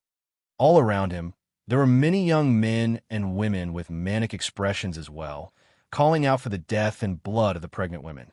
Not far from the cross, another group of Koreans was standing. Some of them had cold gazes, some of them excited, their eyes containing hints of pity, some hatred. However, no one stood out to stop the man with the yellow hair. In this apocalypse, it was already exhausting for an ordinary person to fight for their own survival. Furthermore, even if the person on the cross was a Korean, they would not stand out to speak for her, not to mention that she was a Chinese. While husband and wife were supposed to stick through thick and thin, sometimes in the face of crisis, they would go their separate ways. If even a man and wife could be like this, not to mention a country and foreigners. Many Koreans did not have favorable impressions of the Chinese. However, it was not to the point of xenophobia either. However, there were definitely some extremists who were filled with hate and would love to make use of public trials to satisfy their cruel, savage, and dark desires. The yellow-haired man laughed savagely. Do you hear that, shameless Chinese woman? Everyone wants you burned. Even your son is calling for your blood, bitch. The pregnant woman stared at a youth of about 15 standing within the extremist cult, her eyes filled with despair as well. A vicious look flashed past the eyes of the youth as he stood out to curse violently. I have no mother. This Chinese bitch is not my mom. She's a shameless and lowly bitch. Well said, Chong-hoon. That's right. Korea is our home. All Chinese bitches have to scram. Kill these Chinese bitches. Don't let them share our food. Those youths had been brainwashed and were calling out madly, as though they were demons in human clothing. When the pregnant lady heard the cruel words of the youth, her face turned incredibly pale as her eyes flashed with despair. She spat out a mouthful of blood. At the same time, her body trembled badly as she started bleeding from her waist down. She had actually suffered a miscarriage from her despair. The yellow-haired man grabbed his nose and chuckled evilly. This bitch miscarried. It stinks. Ha ha. Ha ha ha. The rest of the brainwashed youths also revealed excited and twisted expressions. What a bunch of animals. At this time, a cold voice rang out. Everyone present swiveled to look, noticing Jung walking over with an icy expression. The yellow-haired man had a vicious look as he barked out. Who the fuck are you? You dare to barge in our business. Are you tired of living? You damn Chinese dog, everybody. Grab him and burn him with this Chinese bitch. The rest of the young Koreans also bellowed and took up their weapons, charging at Jung. With a cold look, Jung waved his black tooth blade, and the charging Korean youths were immediately sliced in pieces, blood and flesh splattering everywhere. Ghost! Seeing this terrifying scene, the rest of the Koreans immediately turned tail to run. The instigator was shocked as he retreated hastily, screaming out in fear. Don't come over! Don't come over! My uncle is the Vice President of the United Republic of Korea, Choi Young-chul. If you dare to harm even a single hair on me, the Revival Assembly and United Front will definitely chase you down and kill you. Don't come over. Stop. An Inpyo immediately translated beside Jung, conveying all the various words around. Jung's killing intent billowed out as he sliced out at him. Choi Young-chul, a mere ant. Even the Jade Emperor would not be able to save you now, animal. In a flash, the yellow-haired man was sliced apart at the waist. However, he did not die immediately, screaming as he fell to the ground. It hurts. Help. I don't want to die. I don't want to die. It hurts. After killing him, Jung's gaze fell upon the pregnant lady, whose gaze seemed dead. The pregnant lady mustered all her strength to glance at Jung, her eyes full of hurt, regret, and despair. You are Chinese? I want to go home. As those words fell, her head hung limp, as she became devoid of all signs of life. She had suffered cruel torture, and even her Korean son had cursed at her. Her only shred of hope had been devastated, and she had no more will to leave. She passed away like that. Jung looked at the corpse, sighing. With a wave of his hands, the devil flame enveloped her body, and everything of her was turned to ashes. Choi Won-wong, you deserve death. Jung's eyes flashed coldly, grabbing an Inpyo and shooting towards where Choi Won-wong was supposed to be. Kill him. After killing those extremist youths, he raised quite the commotion. A troop of over 20 soldiers wielding assault rifles appeared in front of him, and the leader barked out. His voice had just landed when a gust of wind swept past them, and all 20 soldiers had their heads decapitated. The surrounding survivors screamed out when they saw that. Jung did not seem to care about them, directly transforming into a flash as he charged towards Choi Won-wong's base. The nearer he got, the more experts that came out to attack him. Many of them were at the Type 2 Divine Warrior realm. However, in front of Type 5 Jung, they were as weak as ants. A casual wave from him could turn them into minced meat or puppets. No one could withstand a single breath against him. The Gold Tripod nightclub was where Choi Won would usually hang out. At this moment, it was filled with scantily dressed women dancing provocatively. Choi Won's ripped body was half naked from the waist up, and he admired the women dancing while sipping on his wine. One of his hands would roam all over the women by his side as he laughed out audaciously, a look of bliss on his face. Within the city, the three factions had already split the area up amongst themselves. Choi Won had immediately immersed himself in wine and women, enjoying himself. In this apocalypse, even a super evolver would not be able to control what happened the next day. Many of the heads would thus indulge in the pleasures of life. Even Jung, who was resolute and vicious enough, would need his women to help alleviate his stress from time to time. It was extremely normal for Choi Won to be like that as well. All of a sudden, there was a huge sound as an entire wall of the club blasted open. Inside the dust, Jung and Pyo walked in slowly. When they saw this, everyone in the club screamed and ran amok, trying to hide or flee. Choi Won glanced at Jung and threw the girl in his embrace aside, before clapping his hands and ordering coldly, "Men, kill him. Whoever's the first to kill him would be given 10 beautiful virgins and a single evolution fruit." Jung barged through the club, obviously without any good intentions. Since Choi Won was in a position of authority, he decided to just order the death of this intruder. The 10 Black Wind Guard within the room immediately attacked with their various ability. Among them, 2 of them had speed at the Type 3 realm. 6 of them had the constitution of the initial Type 3 realm. The remaining 2 controlled flames and wind blades to attack Jung. "Bunch of ants," Jung sneered, and with a flash, he punched out 10 times instantaneously, sending puppet runes into their heads. Seeing him take care of the 10 Black Wind Guards like it was nothing, Choi Won's pupils narrowed as he stood up and barked, "Strong. Who are you?" Jung glared coldly at him. "You're Choi Won. You're Chinese? Seems like there's nothing much to be said. I'll capture you now and break your limbs, raising you like the dog you are." The moment Choi Won heard the Chinese language, his eyes flashed viciously and he snarled. Chapter 940, Invincible Suppression. Chapter 940, Invincible Suppression. Jung laughed condescendingly. "With just you. You think that you're undefeatable just because you took care of 10 Black Wind Guards? Fool. I can form the Republic of Korea Revival Assembly because of my strength. I'll let you experience my strength. Then I'll break your limbs and make you into a dog." Choi Won's eyes flashed with a savage glint. In that instant, his body went taut as countless veins popped out and a powerful blood-red qi surrounded him. It caused his physique to be enhanced, looking extremely terrifying. Jung stared as Choi Won's strength rose to the Type 4 stage, his eyes flashing with shock. "Peak Type 3, no. Type 4. His strength could actually raise to the Type 4 stage. Who knows what miracle he encountered?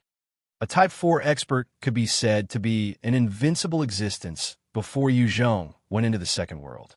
Even the 12 apostles of the kingdom of God were only at the most initial Type 4 divine warriors, according to his estimation. This Choi Won could actually evolve so quickly within this short year. It was evident that he must have met with a miracle or swallowed some special heavenly treasure. Otherwise, on this earth, it was incredibly difficult to evolve by killing mutant beasts. Those Black Wind Guards are nothing but ants in front of me. There's nothing to be proud of by killing them. My body cannot be pierced by heavy caliber bullets. I can pummel an armored vehicle with one fist. It would be simple for me to kill you." Choi Won's eyes had a savage glint as he laughed out. He disappeared from his location and charged behind Yu Zhong with the speed of sound, his legs lashing out viciously towards Yu Zhong's legs. He intended to break them. With your trash-like abilities? You can't even touch me. Twisting his body, Yu Zhong kicked out with an even faster speed, directly onto Choi Won-Wong's legs. The next moment, there was a loud crack as both legs were broken and separated from his body. The bones were shattered and blood flowed everywhere. Choi Won-Wong squealed out like a pig being slaughtered, his entire body crumpling to the ground. He stared at Yu Zhong with a gaze filled with fear and despair. Ah! My legs! My legs! How is this possible? How could you be this strong? Just die, trash. Yu Zhong muttered coldly as he stared at Choi Won-Wong. He slashed out with his black tooth blade, and Choi Won-Wong's head was separated from his body, rolling across the floor with his face twisted in eternal pain and hate. After killing him, all the women trembled as they stared at Yu Zhong, their eyes filled with fear. Master, the Black Wind Guards had been subdued by Yu Zhong, stood up and saluted with respect. He waved them away. You guys remain here to maintain order. After that, he charged out of the nightclub with an Envoy in tow. He had many more scumbags to kill. Attack! Attack him! Kill him! Yu Zhong had just charged out of the nightclub when there were the agitated shouts of a man. The remaining Korean army soldiers that had gathered after the apocalypse were right outside, firing madly at Yu Zhong. There were grenade launchers, rockets, as well as other heavy firepower. There were many super evolvers that could stop bullets and heavy caliber bullets in the current state of Earth. However, few could use their bodies to block cannons and rockets. The countless attacks enveloped Yu Zhong's position entirely as the explosions rang out with deafening impact. All of a sudden, a gust of wind blew past, and the militants were all beheaded in a strange manner, fresh blood splattering everywhere. In a matter of seconds, over 100 soldiers of the Revival Assembly had died mysteriously. After their headless corpses crumpled to the ground, Yu Zhong's figure reappeared in the center of the battlefield. Fearsome. He's a devil. He's definitely a devil. How could a human be strong to this extent? When the various snipers at different hiding spots watched on, their bodies trembled with fear in their eyes. They had seen their fair share of evolvers, but someone like Yu Zhong they had never encountered before. Punk. One sniper could not bear it any further and fired a shot at Yu Zhong's forehead. Right before the bullet hit Yu Zhong, he struck out with a finger and caused the bullet to deflect off. How is that possible? Is he still human? How come he's so terrifying? Monster. He's a monster. Seeing the bullet that could blast an armored vehicle knocked away by Yu Zhong, all the snipers felt despair. Some even directly abandoned their posts and fled, not willing to gamble their lives. Yu Zhong swept a glance over at the snipers and raised his electromagnetic cannon to fire out a few times. The multiple electromagnetic beams fired out, blasting the heads of the snipers accurately. Only those who had taken the opportunity to flee at the first moment managed to escape with their lives. Yu Zhong then sauntered through the area like a death god, taking out the members of the Revival Assembly, either killing them or turning them into his puppets. As an Envoy led him, Yu Zhong came to a prison cell. Within this prison cell were the Chinese and Koreans who were of part Chinese descent that had been living in Seoul. The prison cell had previously been a school, and they remodeled it to have a huge electrical fence all around, with 2 heavy machine guns and 8 soldiers guarding the entrance. Yu Zhong came to the cell, and one of the soldiers immediately stepped forwards to bark halt. With a flash, Yu Zhong arrived at the entrance, while the 8 soldiers fell apart in halves, sliced by his blade. He then walked up to the huge iron gate and slashed a few times, shredding the gate in 4 or 5 parts. Enemy attack, enemy attack. There was the blare of alarms, and 30 armed guards came rushing out. Some had not even put on their pants. Yu Zhong readied his assault rifle, firing as he walked. Each time a guard appeared, their heads would be blasted off. After killing those armed guards, Yu Zhong opened up all the rooms, only to discover many women in different states of ruin. Most of them were just skin and bones, emitting a putrid stench. Some of them looked more dead than alive. There were no kids nor men. Many pregnant ones had been tortured incessantly and suffered miscarriages. At one corner of the main warehouse, there were many bones emitting a strong stench. It was like hell. Jung sighed and deployed a few puppets to take care of these women. He then continued towards where the main faction was, killing any soldier he saw on sight. Jung walked through the base like an invincible devil. Any soldier that appeared in front of him would be cleaved in two. No one could take a single strike from him.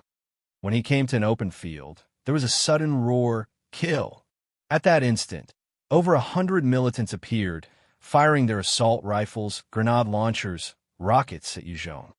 He was instantly bombarded by the rain of metal, as the explosions rocked the entire place he stood. Inside a room, a middle-aged man that looked elegant eyed the center of the blast and thought anxiously, "Is he dead?"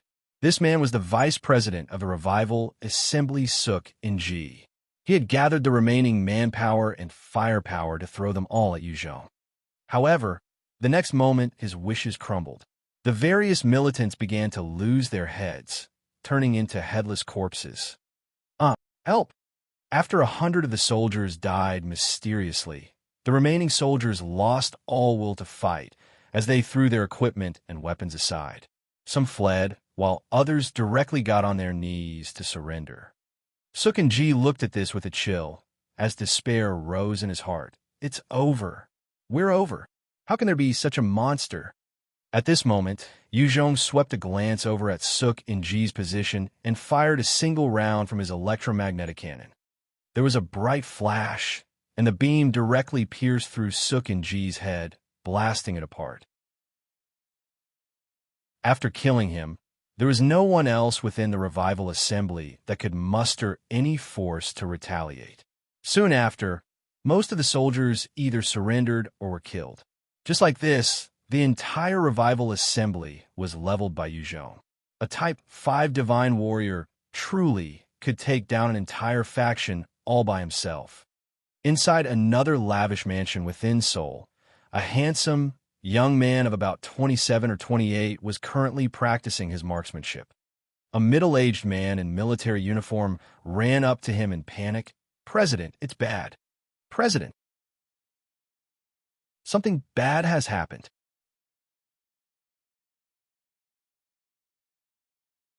Chapter 941. Conflict during the Banquet. Chapter 941. Conflict during the Banquet. This young man practicing his marksmanship was the president of the United Republic of Korea, Chu Jun-ho. He was a super evolver with strength and wits. He placed his gun down, looking at the panicked middle-aged man, and asked, "Lee Young-jun, what happened for you to be this anxious?" Lee Young-jun replied hastily, "President, Choi Won-wong has been killed. The Revival Assembly has also been obliterated." This news was too shocking and unbelievable. That was why Lee Young-jun was so frightened. When Chu Jun-ho heard this, his face also fell as he exclaimed out in shock, "What? Choi Won-wong was killed? He might be useless as a governor, but he has that elite troop made up of evolvers and a 3,000-strong army. He's also a super evolver. How is he so easily killed? The Revival Assembly was obliterated? Tell me the details properly." What was the Republic of Korea Revival Assembly? They were one of the 3 largest factions in Seoul, with plenty of aspects. In terms of firepower, they were even one-up the United Republic of Korea. Such a faction was actually destroyed. It naturally caused Chu Jun-ho to be at a loss. Lee Young-jun swallowed his saliva and began, "He's just one man. Everything was accomplished by one man. He's a Chinese from China, Jung." Chu Jun-ho's eyes lost their focus as he muttered with a look of disbelief, "A single person? How is that possible? Is that even possible? The Revival Assembly has so many experts. How can they be wiped out like that?" He frowned and began to consider the possibilities. Jung. Who is this man? However, no matter how hard he thought, he had no clue who this person was. Chu Jun-ho thought for a while more before jerking his head up. "Where is he now?" Lee Young-jun replied, After he killed most of the soldiers, he reorganized those who submitted to him, and there are no further actions. Instead, he sent men to go take care of those Chinese women that had been tortured by Choi Won-won. When Chu Jun-ho heard this, the fog in his eyes cleared and his eyebrows relaxed. So it was like this. That stupid extremist must have clashed with Yu Zhong over his sadistic tendencies. That was why Yu Zhong had dealt with him. That fool, relying on his strength to try and lord his way everywhere. Since he met someone stronger than him, he only had death awaiting. Chu Jun-ho was also a man of talents. He quickly came to a decision. With such strength, we must definitely not make an enemy out of Yu Zhong. We can only try to pull him in. Fortunately, there are no cases of xenophobia here. I can try to recruit him and become friends with him. Great. Lee Young-jun, go get a gold invitation letter. I want to invite Yu Zhong to be a guest. Lee Young-jun's face fell. President, that isn't too good, eh? What if we invite him over and he harbors some evil intentions? Our United Republic of Korea would be in trouble then. Chu Jun-ho flipped the question back. With his strength, if he were to kill his way over, what can we do to stop him? My army is not even comparable to that fool Choi Won-won. If he was a madman, then after taking down the Revival Assembly, he would have continued to kill us. We would not be able to stop him, only hiding or fleeing. Lee Young-jun fell silent. He knew that Chu Jun-ho was speaking the truth. Chu Jun-ho continued with a gleam in his eyes. Since we cannot afford to have him as an enemy, we can only try to befriend him. This is Korea, after all, and Yu Zhong would definitely find it hard to hold his fort here. I'm guessing that he will return to China, and that's where he can fully exhibit his strength. If we can be on good terms, it will be good for our future. Lee Young-jun's face had a tinge of respect. That's right, as expected a president. I'll go and invite him over then. During the evening, inside a villa within the territory of the United Republic of Korea, a number of vehicles had stopped outside, while well-dressed men and women entered. Yu Zhong walked in, dressed in casual wear, while Jung Ri-soo was beside him, wearing a black nightgown, hugging his arm tightly. One of the waiters came up to stop Yu Zhong. "Sir, please show your invitation card." Jung Ri-soo withdrew slightly.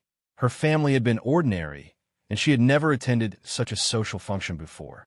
Thus, she was slightly apprehensive. Seeing her behavior, the waiter's eyes flashed with a hint of disdain. Yu Zhong took out the gold invitation card and handed it. "You're talking about this." When the waiter saw the gold card, his face changed. This gold invitation card represented the most honored guests. If they did not carry out their duties well, then even if the guests pardoned them, the upper echelon of the United Republic of Korea would not. His back broke out in cold sweat, silently celebrating that he did not automatically become rude due to his disdain. The waiter bowed deeply, motioning for Yu Zhong to follow. "Sir, please come with me." Yu Zhong thus followed his lead into the lavish mansion. The mansion was well decorated, with lights and exquisite items, while many good-looking waiters and waitresses were fanned out, attending to the guests. When Jung Ri-soo came in, she could not help but gasp. "What a nice place. It looks just like on TV." She swept her gaze around and saw 2 tables full of fresh fruits and delicious desserts. Her eyes lit up in delight, and she pulled Yu Zhong along. "Ah, there are fresh fruits here. Uncle, I want to eat. Can you accompany me?" In the apocalypse, eating was the most important to an ordinary person. In these 2 years, Jung Ri-soo had not eaten any fresh fruits at all. "Fine." Yu Zhong nodded and followed Jung Ri-soo towards the spread and began to eat the fruits. All of a sudden, there was a voice. "Aren't you Yu Zhong? How come you're here?" Yu Zhong lifted his head, only to see a handsome young man with a short hairdo in a suit, walking over with a glass of wine in his hands. Yu Zhong asked with a little uncertainty, "Li Fei-san? You're Li Fei-san?" Li Fei-san was a fellow schoolmate in Yu Zhong's high school. His family had money and background, and he had long since gone abroad to study. Yu Zhong had never expected to see him here. Li Fei-san assessed Yu Zhong, laughing condescendingly, his words carrying a deep sense of superiority. "Yu Zhong, You're really so poor. You can't even afford a suit? I wonder if there's anything wrong with the waiter's eyes. How could he let you in? Do you know the place you're in? This is a party for the upper echelon of the United Republic of Korea. The President Chu Jun-ho would be here later. Look at your appearance. Truly embarrassing. On account that we were schoolmates before, scram the hell out. I won't expose you. Lee Fei-san was rich and had the background to boot. Since he was spoiled by his family, he had become extremely arrogant and looked down on the poor. Yu Zhong's family had been ordinary, thus a target of disdain for Lee Fei-san. At this time, Jung Ri-su walked over with a plate of desserts, her mouth stuffed full. She looked at Lee Fei-san curiously and asked, Yu Zhong, who is he? Yu Zhong took a piece of cake from her plate and did not bother looking at Lee Fei-san anymore. Just an arrogant fly. Ignore him. Currently, in his eyes, Lee Fei-san was barely an ant. He was not interested in dealing with this small fry. Lee Fei-san had been so spoiled that even if he were to rape a teacher, his family would have settled all issues. It resulted in his arrogance and despotic nature. Hearing those disdainful words, Lee Fei-san's face changed, turning incredibly savage. He shot a lewd look at Jung Ri-su, snarling, Fly? You dare call me a fly? Good, good.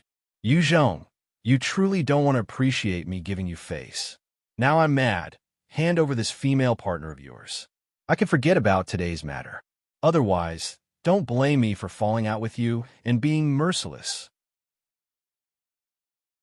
Yu Zhong frowned and sent a slap across his face. Lee Fei-san, I've already wanted to beat your face up since long ago. It was just that I lacked the strength to. I wanted to let you off since we went to the same school. If you don't know how to value your life, then you're asking for a beating. That slap of Yu Zhong caused his face to swell and 2 pieces of teeth to fly out. He crumpled to the ground. He screamed out immediately, He's beating people. He's beating people. Security. And I. Come save me. Fei-san, darling. Who dares hit you? At this point, a middle-aged woman of about 40 or 50 came over, her face full of thick makeup. She carried Lee Fei-san up, cooing over him, Darling, that beast dared to hit you. I will not let him off. Yu Zhong swept his gaze across and finally understood why Lee Fei-san was able to enter this banquet, even with a Chinese identity. Just like the rich men who loved to keep mistresses, there were rich women who liked to keep toy boys beside them. Lee Fei-san was basically a toy boy for this Korean lady. Chapter 942, Negotiations. Chapter 942, Negotiations. Lee Fei-san laid in the embrace of the Korean lady, crying out loudly, It's him. It's him. He's the one who hit me. He's a Chinese, not Korean. He doesn't have an invitation and just barged into the party. And you must stand up for me. The commotion managed to attract the people around. Those who had been just observing came closer, and upon hearing that Yu Zhong was a Chinese, their eyes were filled with disdain and enmity. The Korean lady, Kimda and I, turned around immediately and stared daggers at Yu Zhong and Jung Ri-su. She shrieked out, So it was you two shameless Chinese. Security, capture the both of them. Throw them in jail. Apprehend them. Damn Chinese, as expected. Their bearing is so lowly, I wonder how they sneaked in. In the room, everyone looked on with disdain, pointing and muttering at Yu Zhong. Under their gazes filled with animosity, Jun Ri-su started to feel nervous and scared, hiding behind Yu Zhong's back like a cat.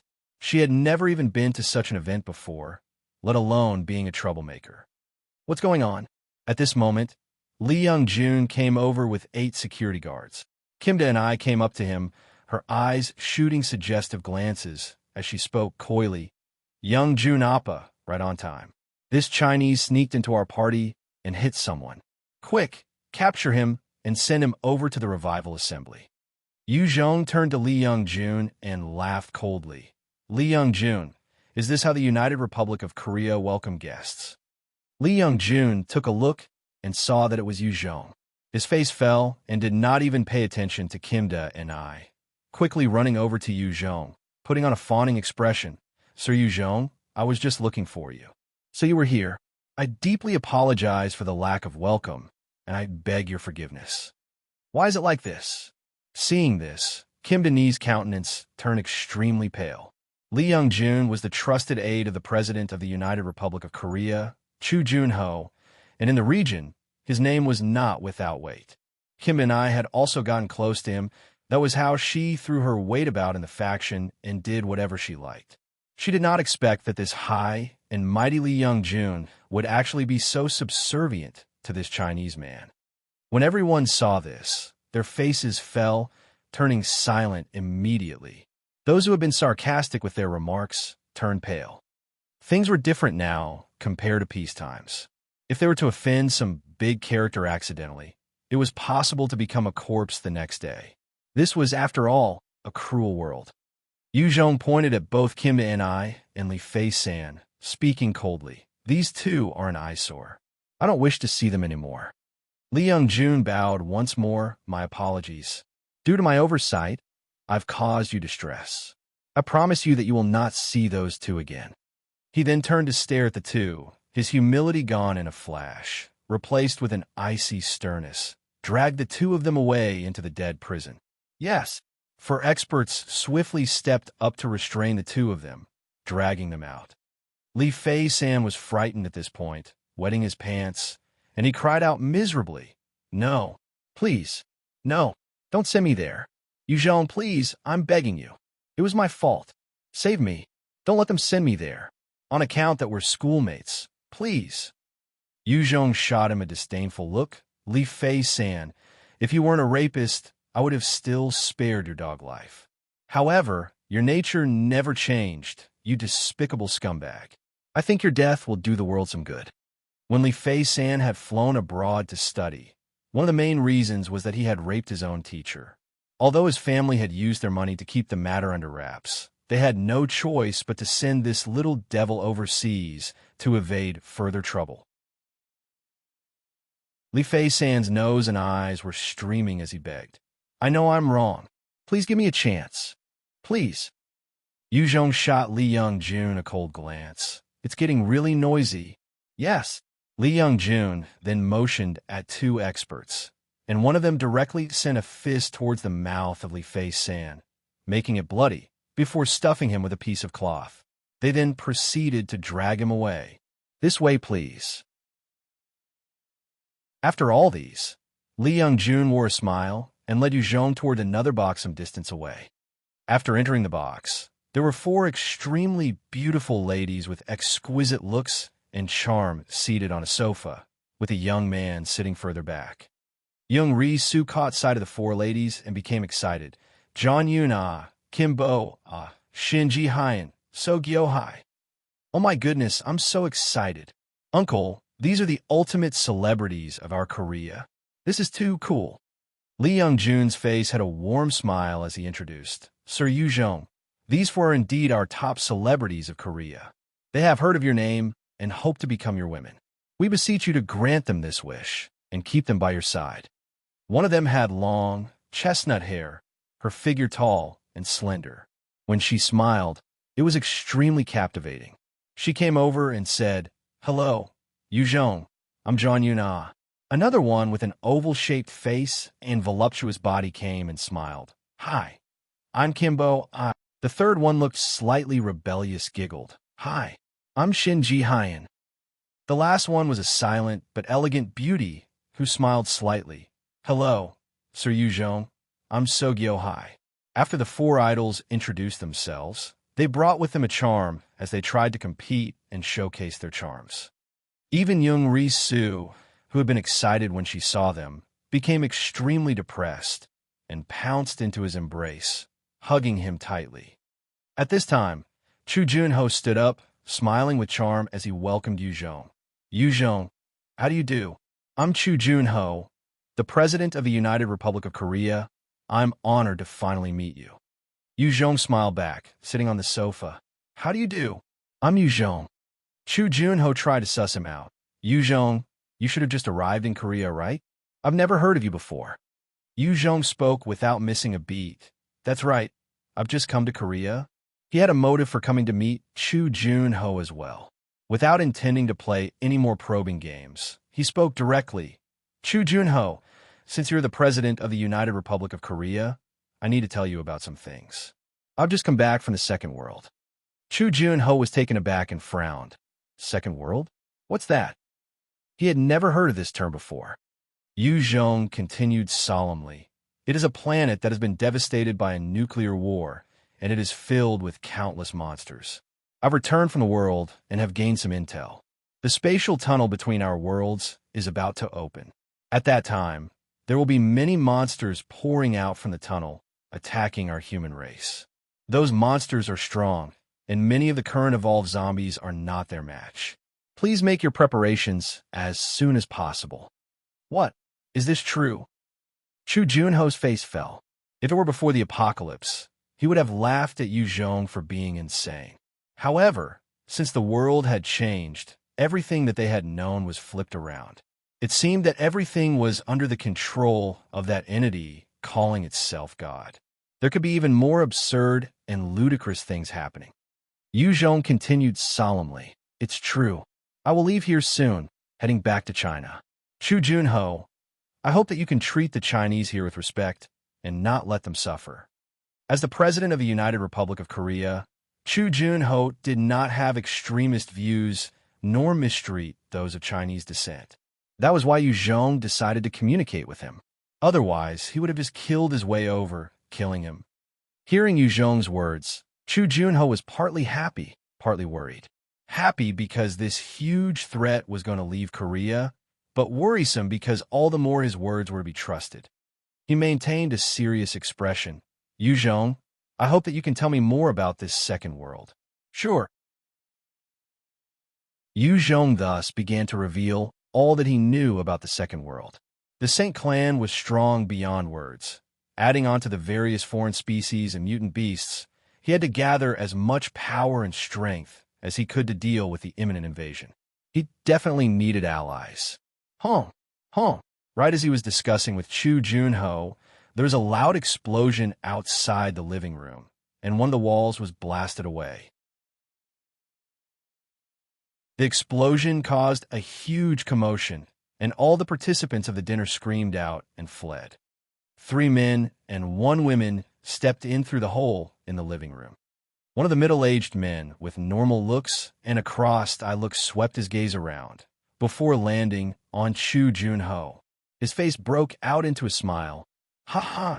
Chu Junho, you're here as expected.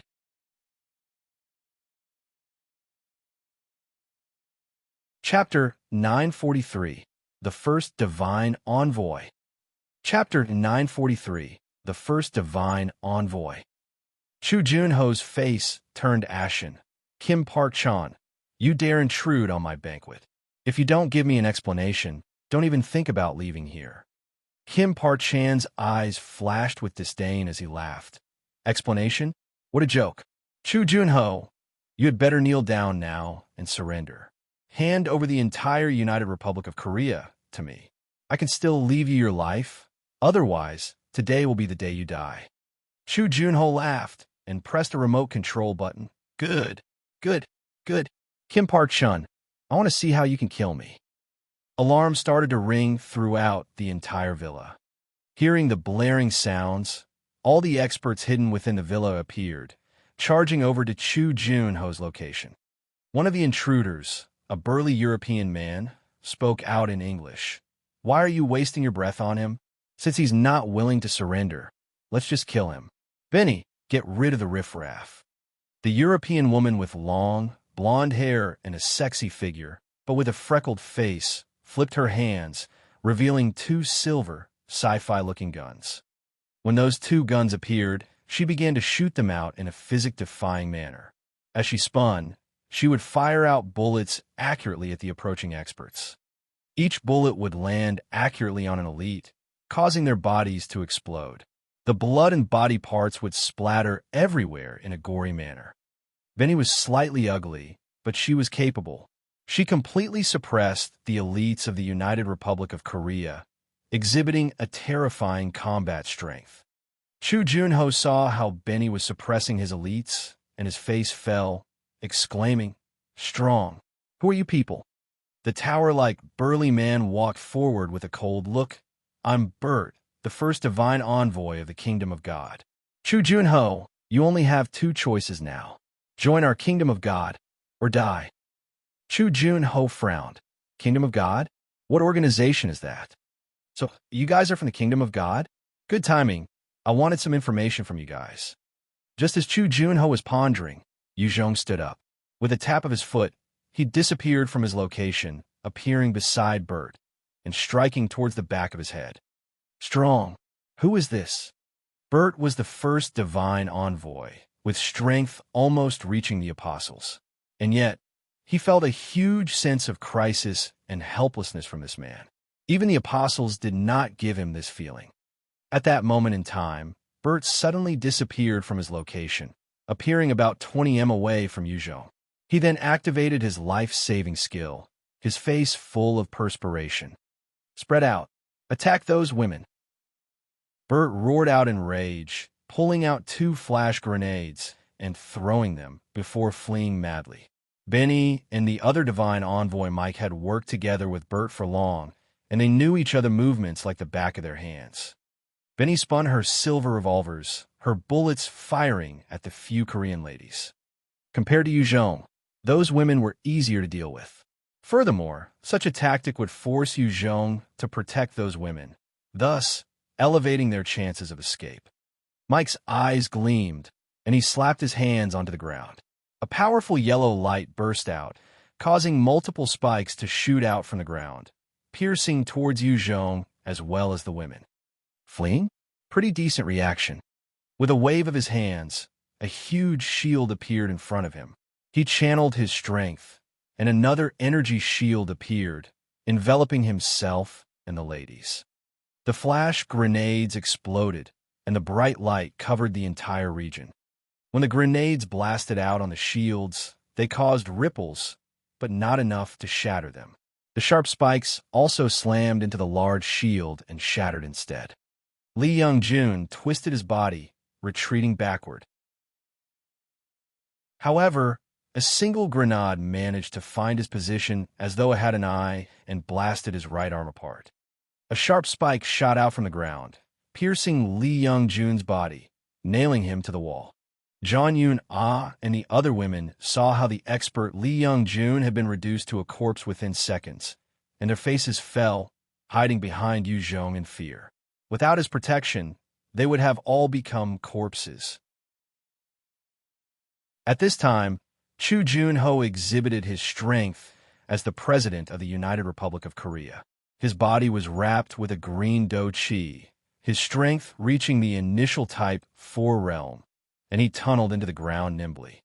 The arrogant Kim Park-chan saw how his backers had fled, and his face turned pale. However, his reaction was pretty swift, and he turned around, preparing to leap out. Trying to flee, Jung laughed coldly and immediately channeled his shadow clone ability. For clones shot out like specters, appearing right behind Bert, Benny, and Mike, chopping down on the back of their necks. Although they were unable to utilize the skills, they had his physique. That single palm was equivalent to a Type 5 expert's attack. No matter how strong those 3 divine envoys were, they were at most of the mid-Type 4 realm. In just a breath's time, Benny and Mike were knocked unconscious. Kim Park-chan also failed to escape, falling unconscious. As for Bert, he continued to flicker about, using his strongest escape skill. He managed to evade that attack from the clone and continue to flee. He had no capacity to concern himself about his comrades. Strong. Too strong. He actually used his clones to take out 3 experts in a second. His strength is too fearsome. Fortunately, I chose to cooperate with him. I can't even take on a single clone of his. Chu Junho saw how Jung did not need to move and just sent out 4 clones to deal with his enemies. His eyes were filled with complicated emotions, his heart also filled with envy. Not bad. Truly the first divine envoy of the kingdom of God. Chu Junho, I'll leave things here to you. Jung stared at Bert, his eyes flashing with self-deprecation. A Type 4 expert like him was actually able to slip through his fingers. This was a testimony to his strength and calm mind. He grabbed Jung Soo with one hand and took a single leap, disappearing from his location. Chu Junho swept a glance across the Korean idols that Yu Zhong left behind and came to the conclusion he did not even place them in mind. Only that woman beside him is important. Bert gasped for breath, desperately running through a few alleys. The flash skill consumed a lot of stamina and spirit. Using it continuously caused his stamina to deplete drastically. It's here. When he came to a dark alley, he saw a window, and his eyes brightened. He channeled his energy once more and appeared within the room. There were 2 survivors within, and when they saw Bert suddenly appearing in their flat, there was shock in their eyes, and they opened their mouths to shout. Before they could do so, however, Bert waved his hands, and 2 daggers shot out, piercing the necks of those 2 survivors, slicing through. There should not be any problems like this. After killing those 2 survivors, he heaved a sigh of relief and relaxed. At this moment, a huge palm came down on his neck without any warning. Before he could react, Bert was already knocked unconscious. Yu Zhong appeared in the room, while still carrying Jung Soo. Earlier, Bert had been able to evade the attacks because Yu Zhong had not gone all out. Now, he was sure not to make the same mistake twice.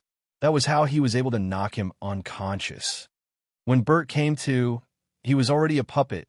Bert greets Master. Yu Zhong asked, Bert, the 12 apostles, where have they been in this past year?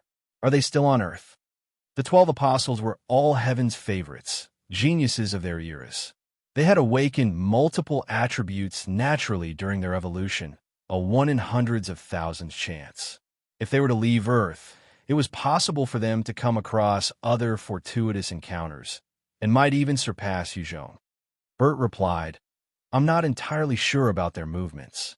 I only know that half a year ago, because of some unknown reason, all 12 apostles were recalled back to headquarters.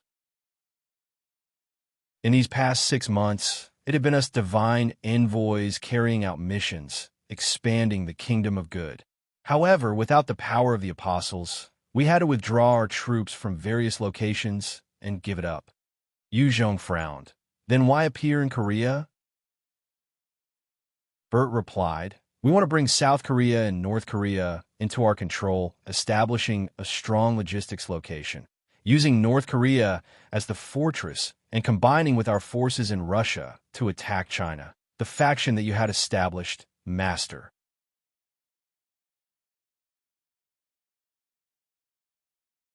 Chapter 944. The Flesh-Eaters Appear. Chapter 944. The Flesh-Eaters Appear. Yu Zhong, who had been indifferent, finally lost his cool. What? Join hands to attack China? What's with the Russian Empire? Has Russia finally been united? The Russians had always been one of the opponents of China. At the same time, their desire for territory was well known. In this current apocalypse, once a greedy Russian manages to unify the country, they would not let go of China in the north. Russia does not have a leader. Their capital, Moscow, had already been completely conquered by zombies. It's rumored that there are appearances of powerful evolved zombies with intelligence and terrifying combat abilities. Under the lead of these evolved zombies, Russia's human factions were annihilated one by one. Their northern area had already belonged to the zombies. As for the southern side, due to the pressure of the zombies, many human factions had allied and formed a new Russian government. This is a strong alliance, with over 1 million survivors. They only have a 100,000-strong army, possessing the weapons of the Cold War period. Making use of those weapons, they managed to wipe out over 1 million zombies. However, the zombie army in the north marched on under the lead of the evolved zombie, using their superior might and numbers to crush the main forces, forcing the human factions further south. Under such circumstances, Russia had finally chosen to work with the Kingdom of God to attack the faction in China. Bert revealed everything he knew. A dark look came over Yu Zhong's eyes. In exchange, you guys would provide Russia with a large number of weapons and ammunition, right? Bert nodded. That's right, we have provided them with weapons, ammunition, and ration. Yu Zhong chuckled bitterly before sighing. He was filled with complicated emotions right now. The gates of hell had already opened, and the vampires and flesh-eaters of the Second World were about to invade Earth. Yet the humans on Earth were still caught up in their own conflicts, slaughtering among themselves. This did not bode well for their future. "Help! No, save me." All of a sudden, there were screams ringing out from the streets. "What's going on?" When Jung heard those screams, he darted and appeared outside swiftly, only to discover that the streets of Seoul were plunged into chaos, with numerous people running around amok, screaming at the top of their lungs. A number of flesh-eaters that were 90% similar to humans in appearance were slaughtering the people on the street. One flesh-eater charged forwards, directly pouncing and knocking a human to the ground. He then used his claws to tear through to the heart of the person, digging it out before consuming it while laughing savagely. A blonde vampire flickered, appearing in front of a woman. He grabbed her head and pulled down roughly, before bending down to suck her blood voraciously. Throughout Seoul, it was like hell. Death was everywhere, and there were numerous cruel and savage flesh-eaters and vampires slaughtering people on sight. Jung looked at the chaos, and his face fell. Flesh-eaters! They've already arrived. It's too damn fast. He had originally assumed that they would only appear after some time. Who would have thought they had already arrived in Seoul? The moment he came out to the street, two flesh-eaters covered in blood pounced towards him in frenzy. He pulled out his black tooth blade and sliced them apart, their bodies sent flying. After that, he quickly dashed forward, and in a matter of seconds, he appeared back at the banquet hall. He threw a communicator to Chu Junho, barking out solemnly, "Mobilize your troops immediately. The Second World's flesh-eaters have already appeared in Seoul. Hurry!" Chu Junho's face fell.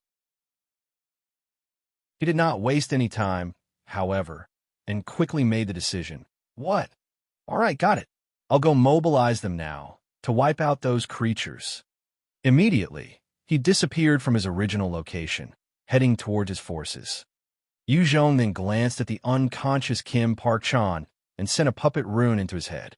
Kim Park-chan stirred awake not long after and greeted Jung with respect. "Greetings, master." Jung ordered, "Go mobilize your troops now.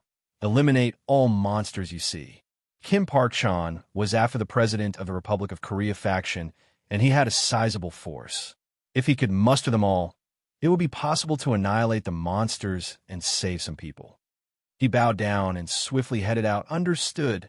Jung glanced at John Yoon, and the rest, and said indifferently, "The few of you, follow me." When they heard that, they quickly ran forward. In this current chaos, only Jung would be able to protect them. At the entrance of the large hall, Jung led the women into a military truck and swiftly headed towards the Revival assembly base. Along the way, flesh-eaters could be seen everywhere, killing and pillaging, raping and destroying everything. Seeing the military truck containing Jung and the rest, dozens of them quickly roared out and charged towards them. The women were all frightened out of their wits, huddling together and trembling. Jung pulled out his stinger and fired out a few times. Pung, pung, pung. Each continuous shot took out the flesh-eaters in succession, preventing them from even nearing the military truck. Young Ri-Su watched how calm Jung was, and her fear subsided, her gaze full of adoration. So cool. He really does give a sense of security.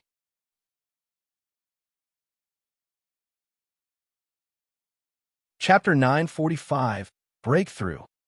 Chapter 945, Breakthrough. Jung continued to drive through, killing a dozen of flesh-eaters before arriving at the Revival assembly base. Currently, there were flesh-eaters and vampires everywhere, slaughtering humans. The soldiers had been cleaned out once by Jung, leaving only 200 puppet soldiers. These 200 puppet soldiers could only defend a few key locations and were helpless to the rest. One could see the slaughter of the Koreans at the hands of those flesh-eaters and vampires, while screams rang throughout the air. It was like hell. Damn it! Jung blasted the heads of a few flesh-eaters as he cursed out. No matter how strong he was, It was impossible for him to save the thousands of people here. Defending was always tougher than offense. Jung immediately went to the command center and held the fort while deploying the 200 puppet soldiers out. They formed units and began to fight back, rescuing numerous survivors. The weak point about these puppet soldiers was that without an order, they would be rigid and stupid in their movements. Jung had to constantly give out orders for them to carry out. Warning! Warning! There's a large horde of zombies right outside Seoul, making their way towards this location. Based on estimations, they will completely surround Seoul in 30 minutes and cutting off any retreat to North Korea. All of a sudden, Bai Yi's image appeared in the corner of the display, reporting the imminent disaster. Intelligence and information were important in modern warfare. Jung knew the importance of it. That was why he had planted several electronic flies everywhere to be his eyes and ears. His face fell. What? Pull up the image. Yes. The display went fuzzy for a while before a dozen images were shown. Under Bai Yi's control, the various displays were enlarged to reveal the terrifying scene outside of the city. On the displays, a huge horde of zombies was currently running at a speed that surpassed humans, with an agility that had never been seen in them before, as they made their way towards Seoul. Among the zombies, there were many L2S, L3S, S2S, S3S, S4S, H2S, Devourers, Hunters, and other evolved zombies. After an entire year of evolution, these zombies had become stronger and faster, developing scales and horns. The sea of zombies was enough to make even a Type 5 expert like Jung shudder. With Jung's current strength, it would be easy for him to slaughter 1,000 evolved zombies. However, the zombies had a single, terrifying advantage, which was their numbers. Their seemingly endless numbers. No matter how strong Jung was, throwing himself into the sea of zombies would just spell his doom.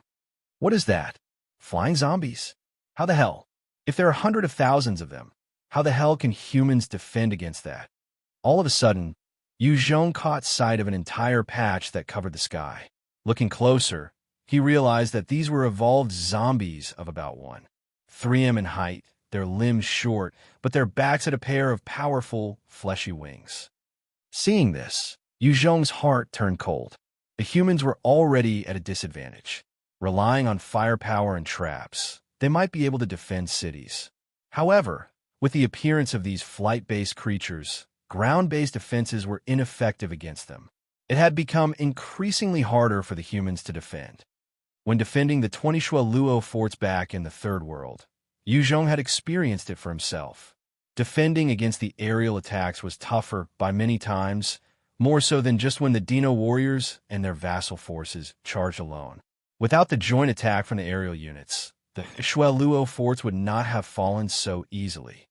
Seoul can no longer be defended. Jung saw the endless horde, and he sighed.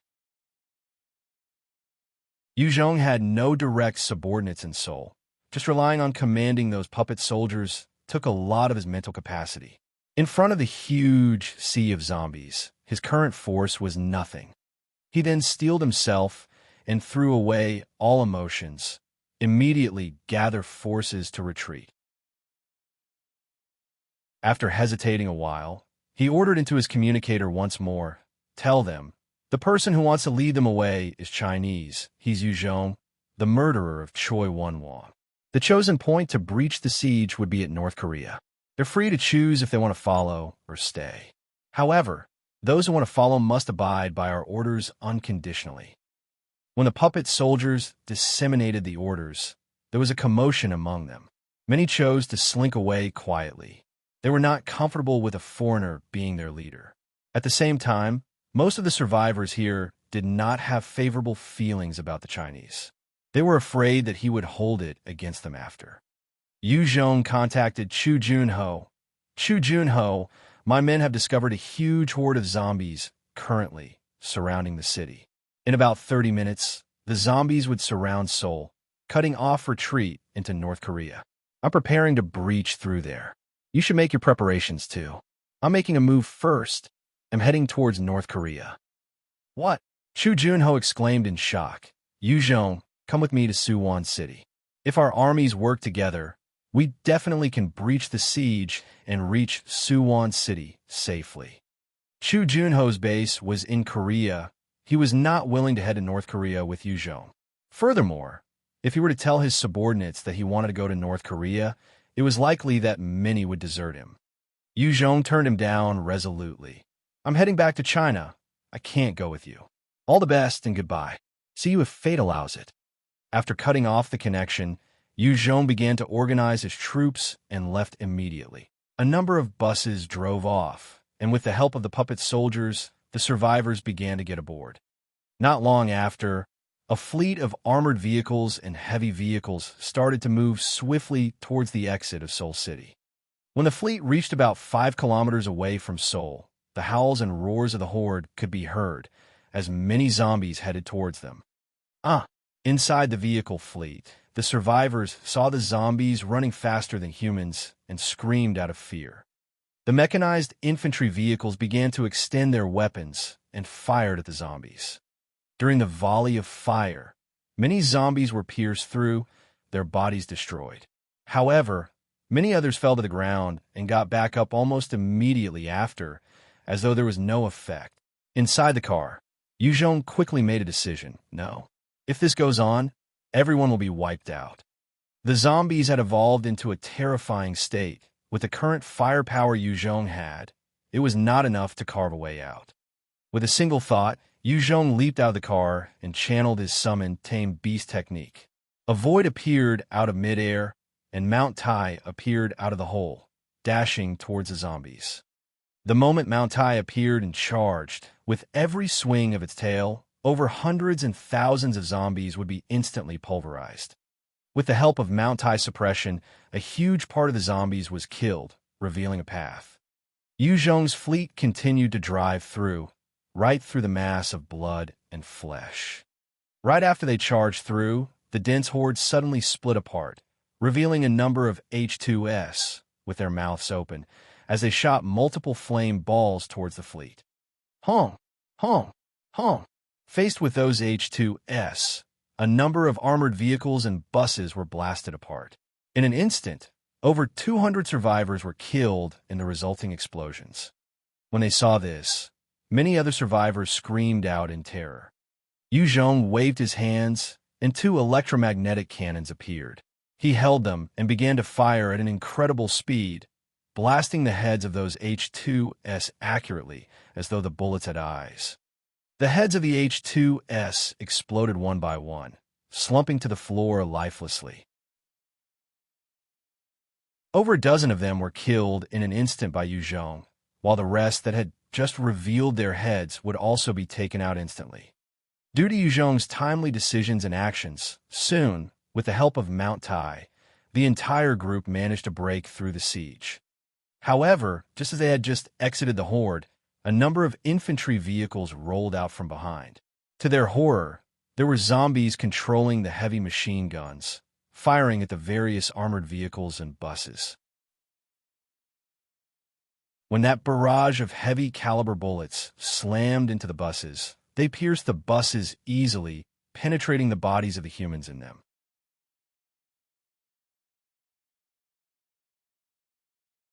Chapter 946, Seoul Falls.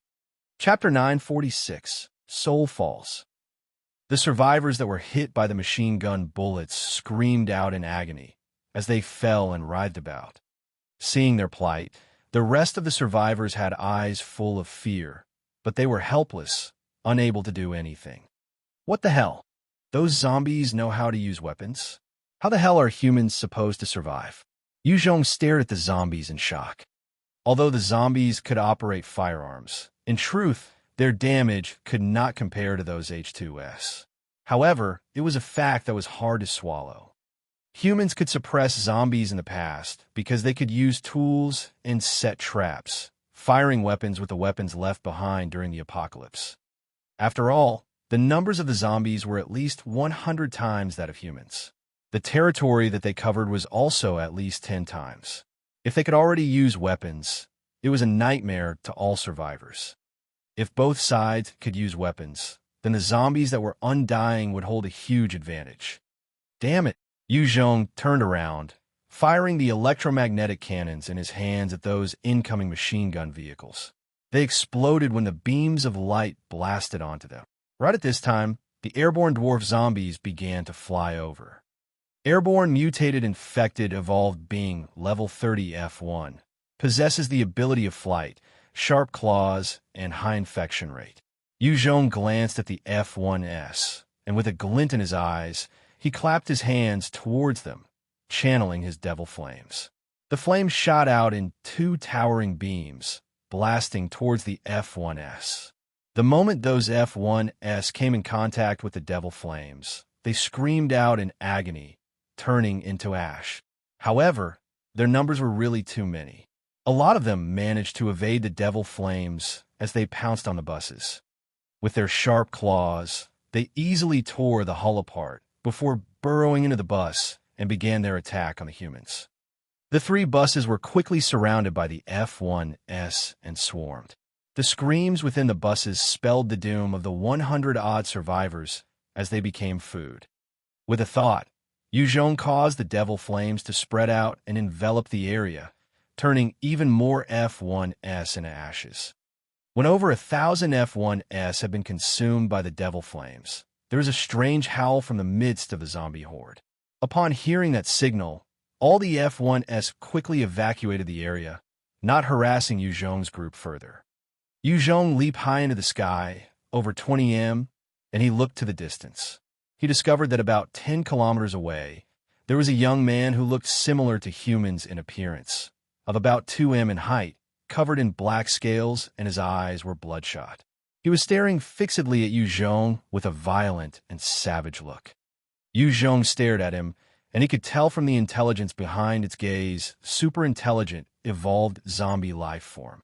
Descending back, Jung came to the car and swept a glance towards the back. By now, the zombie horde had already covered the hole that they had breached through. Jung looked at the sealed route, his eyes flashing with a complicated gaze. Seoul is finished. With over 1 million evolved zombies surrounding the place. Even if Jung were to utilize all his trump cards, he would not be able to save Seoul. One single person was still too small against an army. In order to salvage the current situation, Jung estimated that he would have to be at the Type 8 or Type 9 Divine Warrior realm at least. He had seen for himself how terrifying a Type 9 Divine Warrior was back at the Third World. It was an entity that could transcend space, possessing the qualifications to challenge God. If he could reach that level, he would be able to take on these millions of zombies without problems. The moment Jung left, Seoul no longer had any faction strong enough to withstand the zombies. On the streets, there were screams everywhere as zombies chased down the Korean survivors, devouring them, leaving only bones behind. Everywhere, screams rang out, with broken bodies and scattered organs strewn all over the ground. As the zombies were consuming the humans, they quickly came across the flesh-eaters and vampires of the Second World. When those zombies saw these new entities, they did not let up their attack, instead, pouncing onto them and tearing them to bits. In retaliation, the flesh-eaters and vampires went all out and tore the heads off the zombies. Both sides engaged in a wanton slaughter of the humans and an intense clash between the both of them. Soon, the battle was turning in the favor of the zombies. While the flesh-eaters and vampires were strong, the numbers of the zombies were simply overwhelming. The moment they got careless, the zombies would overpower them and tear them into pieces. Although the infection and virus had no way of affecting the Saint clan, they could still tear them apart. As the flesh-eaters and vampires were being forced back, a blonde-haired, blue-eyed man walked out, dressed in a suit, looking like a knight from the Middle Ages. A strong pressure emitted from him, and when the zombies that were unafraid of death felt the pressure, even they began to tremble and lost the will to fight. The man looked at the horde of zombies and spoke, commander of the zombie clan that had just come into being. "I'm your kin, the ancestor of the zombie clan from another world. My name is Ulrich, and I hope to speak to you. We are of the same kind, and we can work together. We have some information on your world and know things that you don't. Would you like to know the reason you've gained sentience? Would you want to know how to continue evolving? Would you want to survive? As long as you cooperate with us, we will tell you everything. A Type 5 ancestor was an entity that taken part in the Sacred War for many months and years in the Second World, till they achieved victory. Thus, they knew many things, as well as what the newly sentient, evolved zombies of this world desired. The zombie horde turned silent before splitting apart. The 2M, tall super-evolved zombie covered in black scales that had crossed glares with Jung earlier, walked out, looking at Ulrich and spoke. I'm Chow Min Long, I want to know some answers. If you can tell me, I'm willing to cooperate with you. Ulrich gazed at him and sighed, peak of Type 4. You're already at the peak of Type 4 Divine Warrior realm. You have a powerful evolution potential and might even reach the Type 6 realm. I will tell you all I know. You should evolve to the Type 5 realm soon. As Chow Min Long and Ulrich came to an agreement and joined forces, the entire Seoul became hell for the humans, where their screams of agony rang out. The screams and moans carried on for the entire night. When the first ray of sunlight hit Seoul, all that could be seen were wandering zombies, and among them, many of their bodies were already in states of rotting, but their skin was not yet dried up compared to the rest, which was already emaciated for a long while. Just yesterday, the boisterous city containing hundreds of thousands of people had already transformed into a ghost city, with countless blood spots everywhere. The zombies continued to lumber around Seoul, mixed with the flesh-eaters and vampires. From time to time, they would manage to sniff out a human before tearing them into pieces. On the other side, Jung's convoy continued to travel through the night, crossing over 100 li. They had already passed into North Korea's territory. Along the way, they did not come across too many zombies. Somehow, all of them had already been summoned by Chow Min Long in the past, gathered together within Seoul now. Those intelligent, evolved zombies had already learned to gather their forces. Even Jung did not dare to face their amassed force head-on. When they entered North Korea, they were met with a scene entirely different from South Korea. In South Korea, the buildings were tall, the cars aplenty, filled with signs of modern society. As for North Korea, there were plenty of old-fashioned houses. The roads were not level. Everywhere, the propaganda of their glorious leader could be seen. Jung found a quiet and broad place to stop the fleet before getting the survivors to alight and consume breakfast. Those who were willing to leave with Jung did not number many, only about over 1,000, filling 20 different vehicles. During the breach of the zombies, hundreds had died, and their buses were down to 11, leaving behind only slightly over 600. Half of the survivors had been lost in the journey.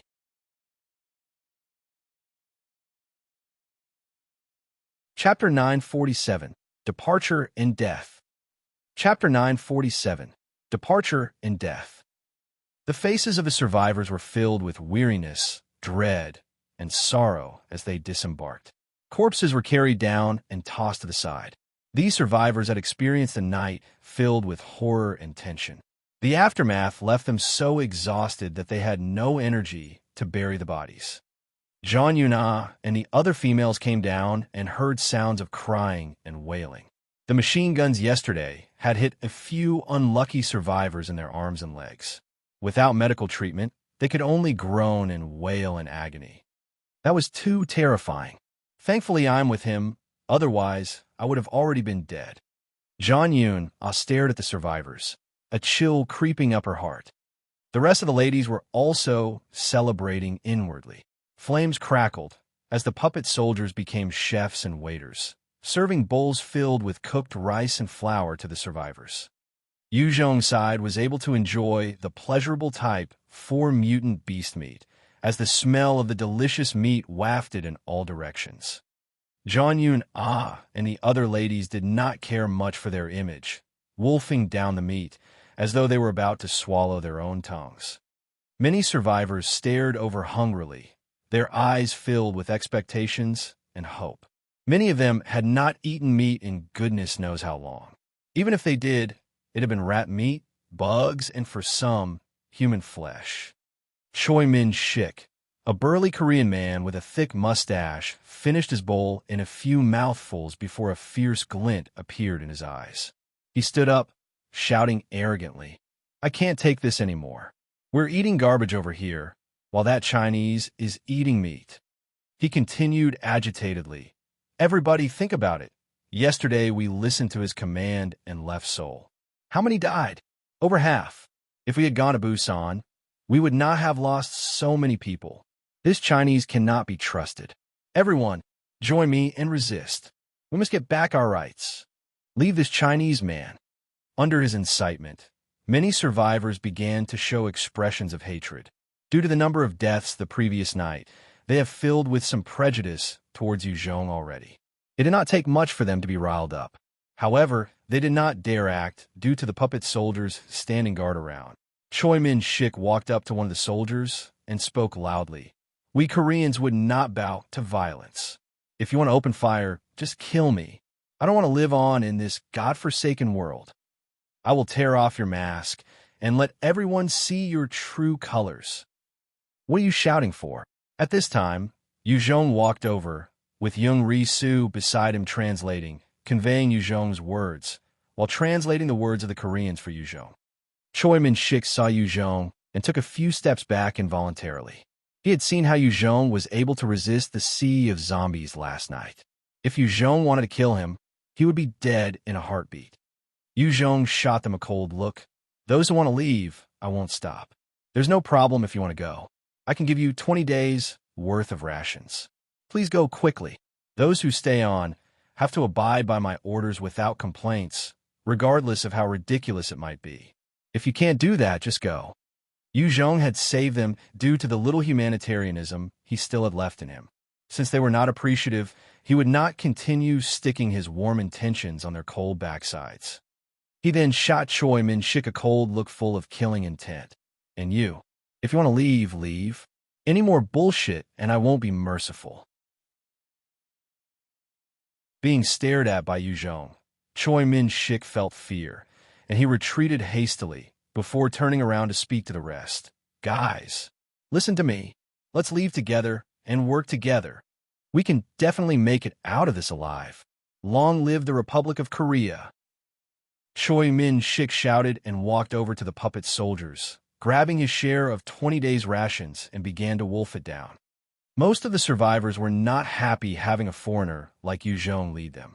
Adding on to the death toll of the previous night, they were filled with distrust and dissatisfaction over his leadership. Most of them were also famished. Under these circumstances, almost all the Korean survivors stood up and went to take their rations, following after Choi Min-shik. Apparently, they were not happy with Jung's dictatorship. Few were willing to hand their lives over to a foreigner. At the same time, they had not seen any zombies, so they were beginning to think that it was possible to survive with their own strength. Jung watched coldly as they left, not saying anything. He then swept a glance at John Yuna and the rest. "You may leave as well. I won't stop you." To him, these Korean survivors were a burden. The more that left him, the better. He would not have to be responsible for all their lives then. John Yuna looked at him with teary eyes. "Sir Jung, I won't leave. I'm yours for life. Please don't chase me away." She was smart, and she knew that even if she took her 20 days of rations, it would be snatched by those men in the survivors group and be treated as a toy, leading a life worse than a dog. Choosing to stay with Jung was a better choice. She snatched it. The other three exchanged looks and quickly came forward to plead pitifully. "Jung, we are your people.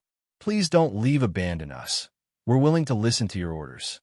Jung swept a glance and realized there were 20 other women of Chinese descent that did not leave. Evidently, having been tortured by those beasts in the revival assembly, they had lost trust in the Koreans. After breakfast, Jung declared solemnly, "All right, let's leave."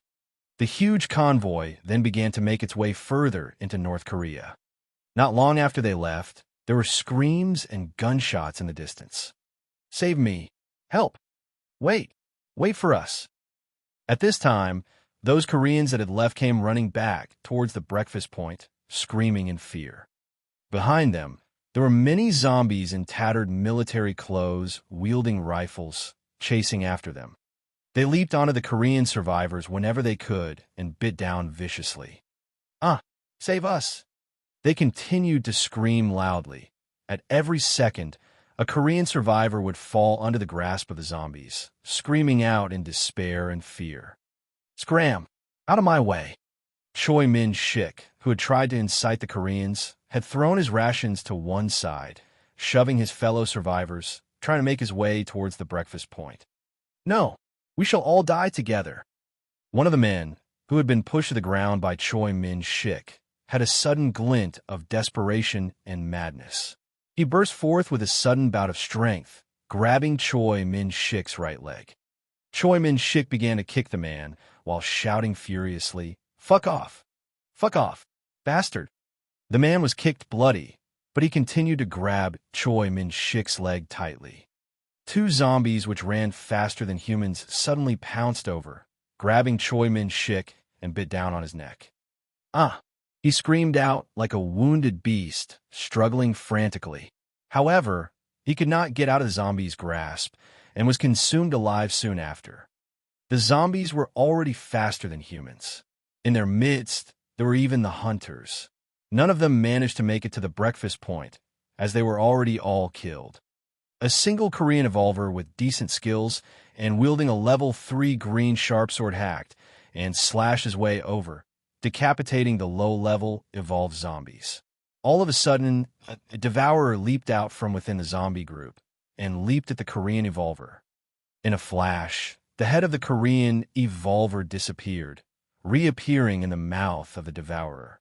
It bit down with its sharp teeth, crushing the head of the Korean evolver as red and white matter splattered everywhere. When Jong-yoon, and the rest saw what happened to them, their hearts turned cold and they trembled uncontrollably. Had they chosen to leave earlier, they would have been among those who died.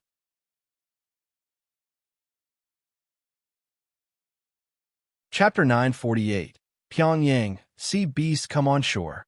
Chapter 948, Pyongyang, Sea Beast Come on Shore. When the women of Chinese and mixed Korean-Chinese descent saw the scene, their backs were also filled with cold sweat. Being consumed alive by zombies was one of the cruelest ways to die. Jung eyed the group of zombies and ordered coldly, "Kill them." White bones flashed, with a speed surpassing the sound barrier, reaching their midst in a breath. Countless bone spike protruded out from its body, and it spun madly, turning into a fearsome meat grinder. In an instant, many of the zombies were sliced apart as their limbs flew everywhere.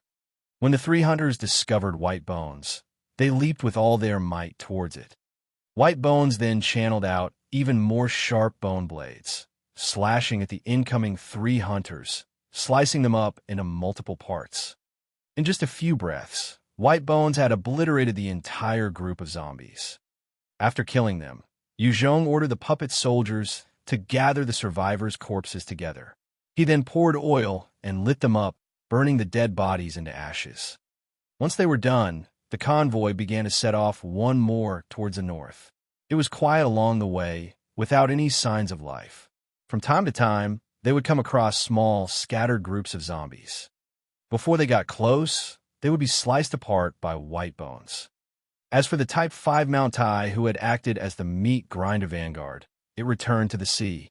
Its consumption was too terrifying, only the vast sea could feed it. "Stop! Don't move! Otherwise, we'll open fire." When the convoy got closer to the capital Pyongyang, a number of North Korean soldiers appeared on one of the roads, barking out loudly. Jung frowned slightly, waving his hands for the convoy to stop. Although he could get White Bones to kill them all, unless there was a special reason, he wanted to try and communicate. As they came to a stop, Jung came down from the vehicle and saw a shocking sight on the sides of the road. There were a number of men had sharp spikes pierced through their tibia, shin bones, tied to wooden stakes. Many of them were moaning in agony, while others had died and were already dried-up corpses. The North Korean soldier barked out, "Get down on your knees and hand over your weapons. Hand above your head. Otherwise, I'll beat you to death." "You damn Chinese." The militant used his gun to point at Jung as he barked out, "On your knees! On your knees!" Jung Ri-Su quickly translated for Jung. A strong killing intent poured out of Jung as he commanded coldly, "Since you don't give face, you can all go to hell." With that order, White Bones transformed into a flash and charged right into their midst, slaughtering the few militants in a breath. "Let's go." After dealing with those militants, the convoy continued towards inner Pyongyang. White Bones took the lead, using its terrifying speed to charge into the enemy ranks and slaughtering them whenever they appeared.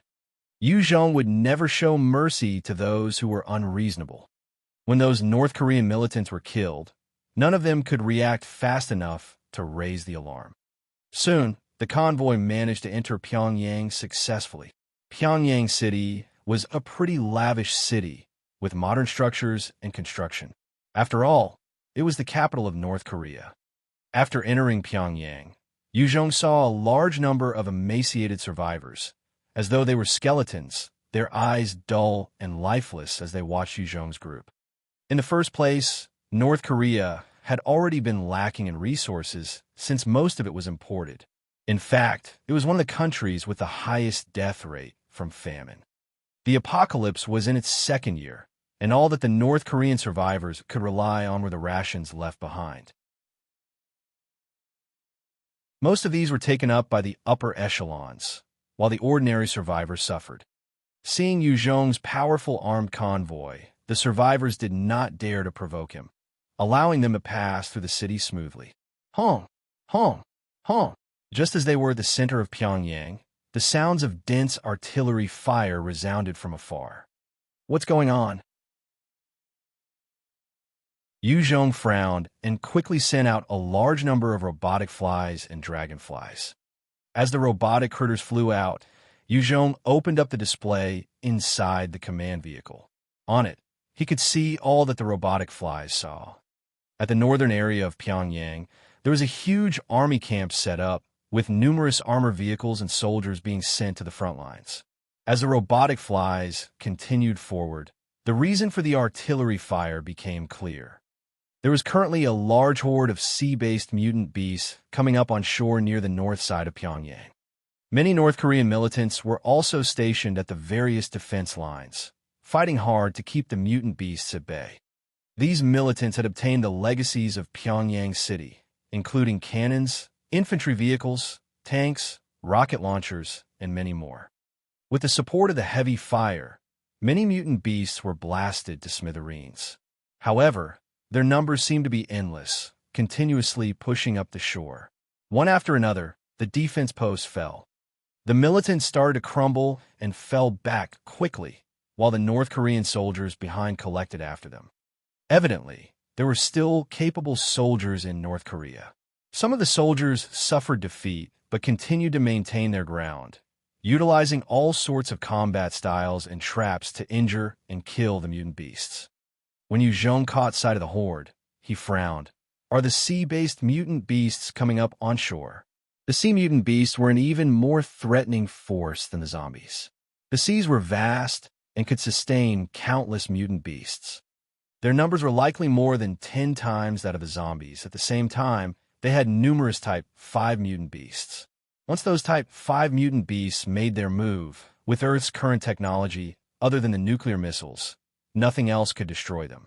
At the same time, it had only been 2 years since the onset of the apocalypse. Jung was worried that there might already be a Type 6 mutant beast. Every single movement of a Type 6 mutant beast was a disaster. A single Type 6C mutant beast could easily level a human city. On Earth, other than the nuclear bombs, super evolvers also possessed the small chance of killing a Type 6 mutant beast. Jung's worries soon became reality. From amidst of the horde, monstrous behemoths over hundreds of meters tall broke out from the surface of the water. Right behind them, there was even a Type 5 sea snake with a single horn, coiling over 1,000 kilometers in length. 200 mermaids appeared, with nothing covering their top, half save for shells. Their looks were out of the world, and they were all at least 1.8 m. These were the commanders of the sea mutant beasts, the Sea Clan. And finally, among these mermaids, there was one absolute beauty that surpassed them all, with a crown on her blue hair and a rhombic white-silver crystal embedded on her forehead. She exuded a cold and collected charm while possessing an extremely voluptuous body. This was the royalty of the Sea Clan, the controller of the type 5 mutant beast. These mermaids seemed to have evolved from some unknown aquatic life form. However, they possessed the ability to control the sea mutant beasts. Jung had caught for himself a little royal from the Sea Clan before, making use of her powers to send many mutant beasts to their deaths, empowering his own subordinates. However, that little mermaid's powers were far inferior to this royalty in front of him. The moment those Type 4 and Type 5 mutant beasts appeared, they immediately charged forth towards the human camps. One Type 4 mutant sea snake opened its mouth to fire out shots of poison like cannonballs at the human camps. Everywhere the poison struck, the humans would be corroded into puddles. At the same time, once the poison splattered, they would turn into gas, which enveloped an area of more than a dozen square meters. As the wind blew and the soldiers breathed in the gas, they would turn black and crumple to the floor, struggling in agony before they died. One huge mutant electric eel that was over hundreds of meters in length had evolved claws, looking like giant Chinese salamanders. It opened its mouth and fired out lightning bolts, frying numerous soldiers into charred corpses.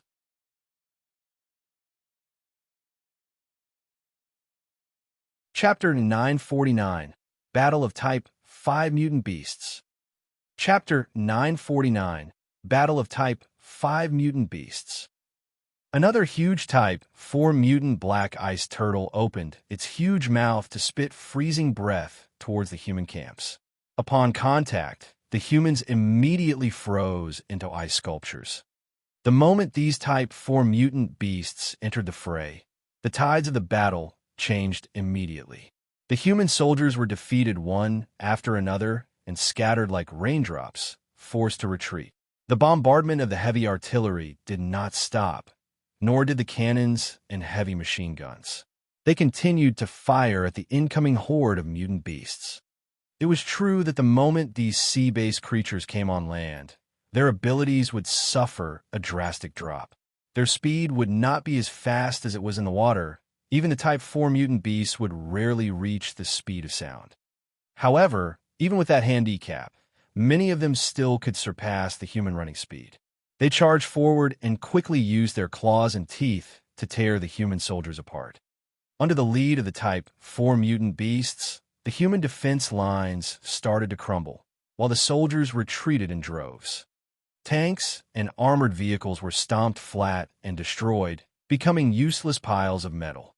A number of human soldiers were directly swallowed or ripped apart. Once the army realized they were helpless, the soldiers of Pyongyang began to fall apart, forming a tide that surged back in retreat. Many soldiers threw aside their armor and fled for their lives. As the number of fleeing soldiers increased, even the orders of the commanders were no longer effective. Almost every soldier was escaping right now, with only a rare few still putting up a brave fight, attacking the mutant beasts every now and then. However, such a resistance was deemed futile, and those courageous soldiers were met with a quick death as well. The human resistance was being destroyed in multiple areas before finally crumbling totally. Various armored vehicles containing the high-ranking commanders began to flee back as soldiers threw their weapons and equipment. In order to flee, they did not care about the others and caused some to be stampeded over. Injuries and the death toll quickly mounted. Shit, Pyongyang is going to be finished like this. Jung glanced at the horde of sea mutant beasts making their way over and frowned before making a decision: head to the northeast. Although there were some mutant beasts over at the northeast side, it was also where they were the weakest. Only by breaking out of the siege would Jung be able to lead his convoy back into China. The machine gun vehicles and cannons began to fire out madly at the mutant beasts as they charged for the northeast. With a dense barrage of metal, many low-level mutant beasts were shredded apart.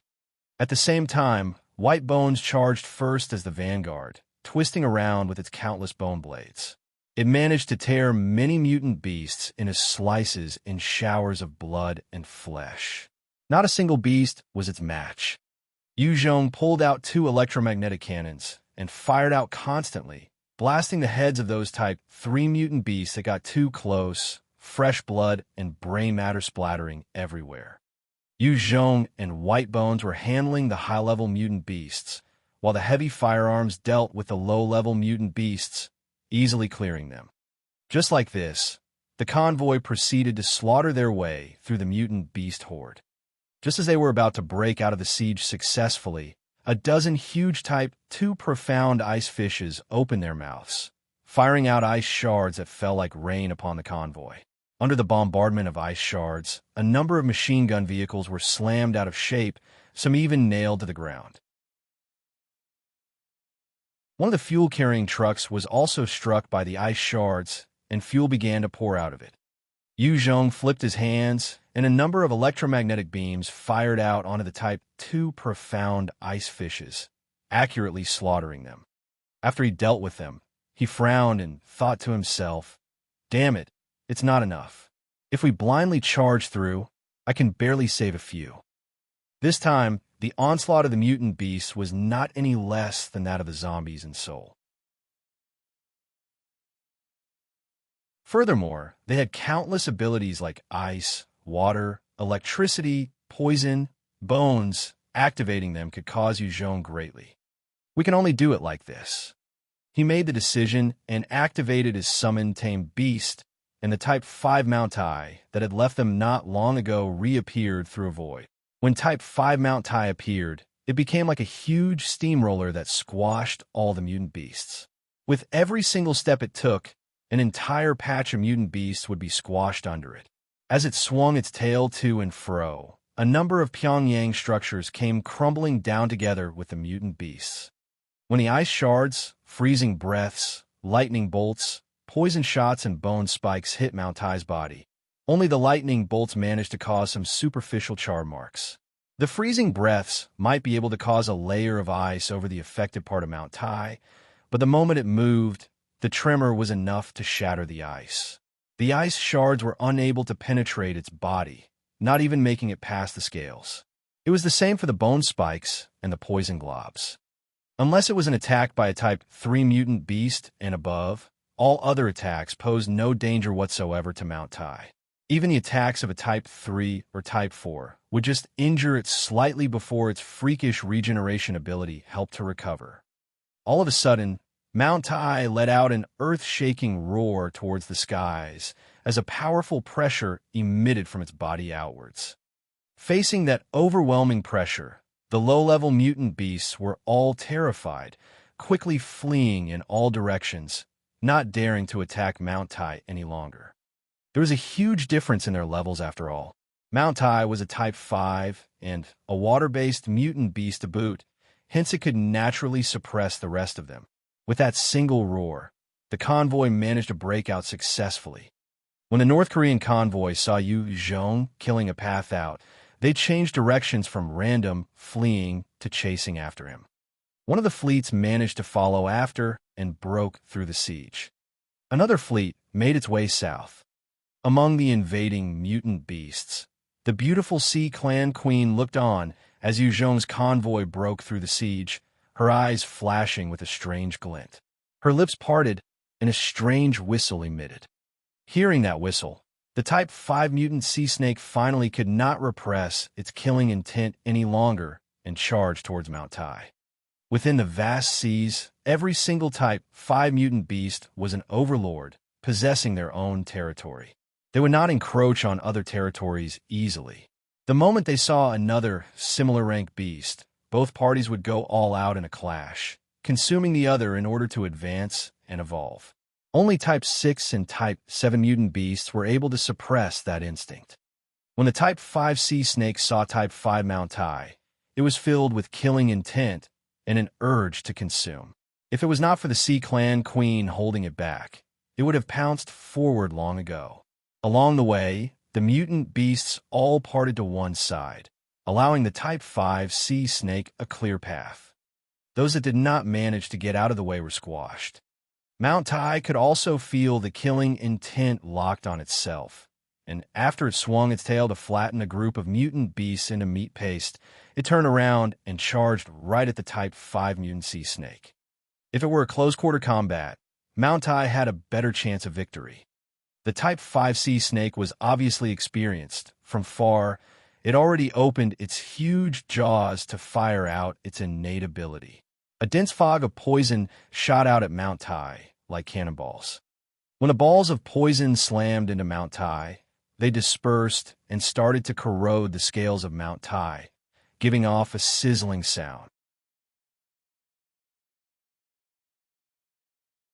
It then immediately twisted its body to pounce on Mount Tai, coiling around it and constricting it, intending to squeeze Mount Tai to death. Mount Tai also bit down viciously on the body of the sea snake, biting out a huge bloody chunk as fresh blood flowed everywhere.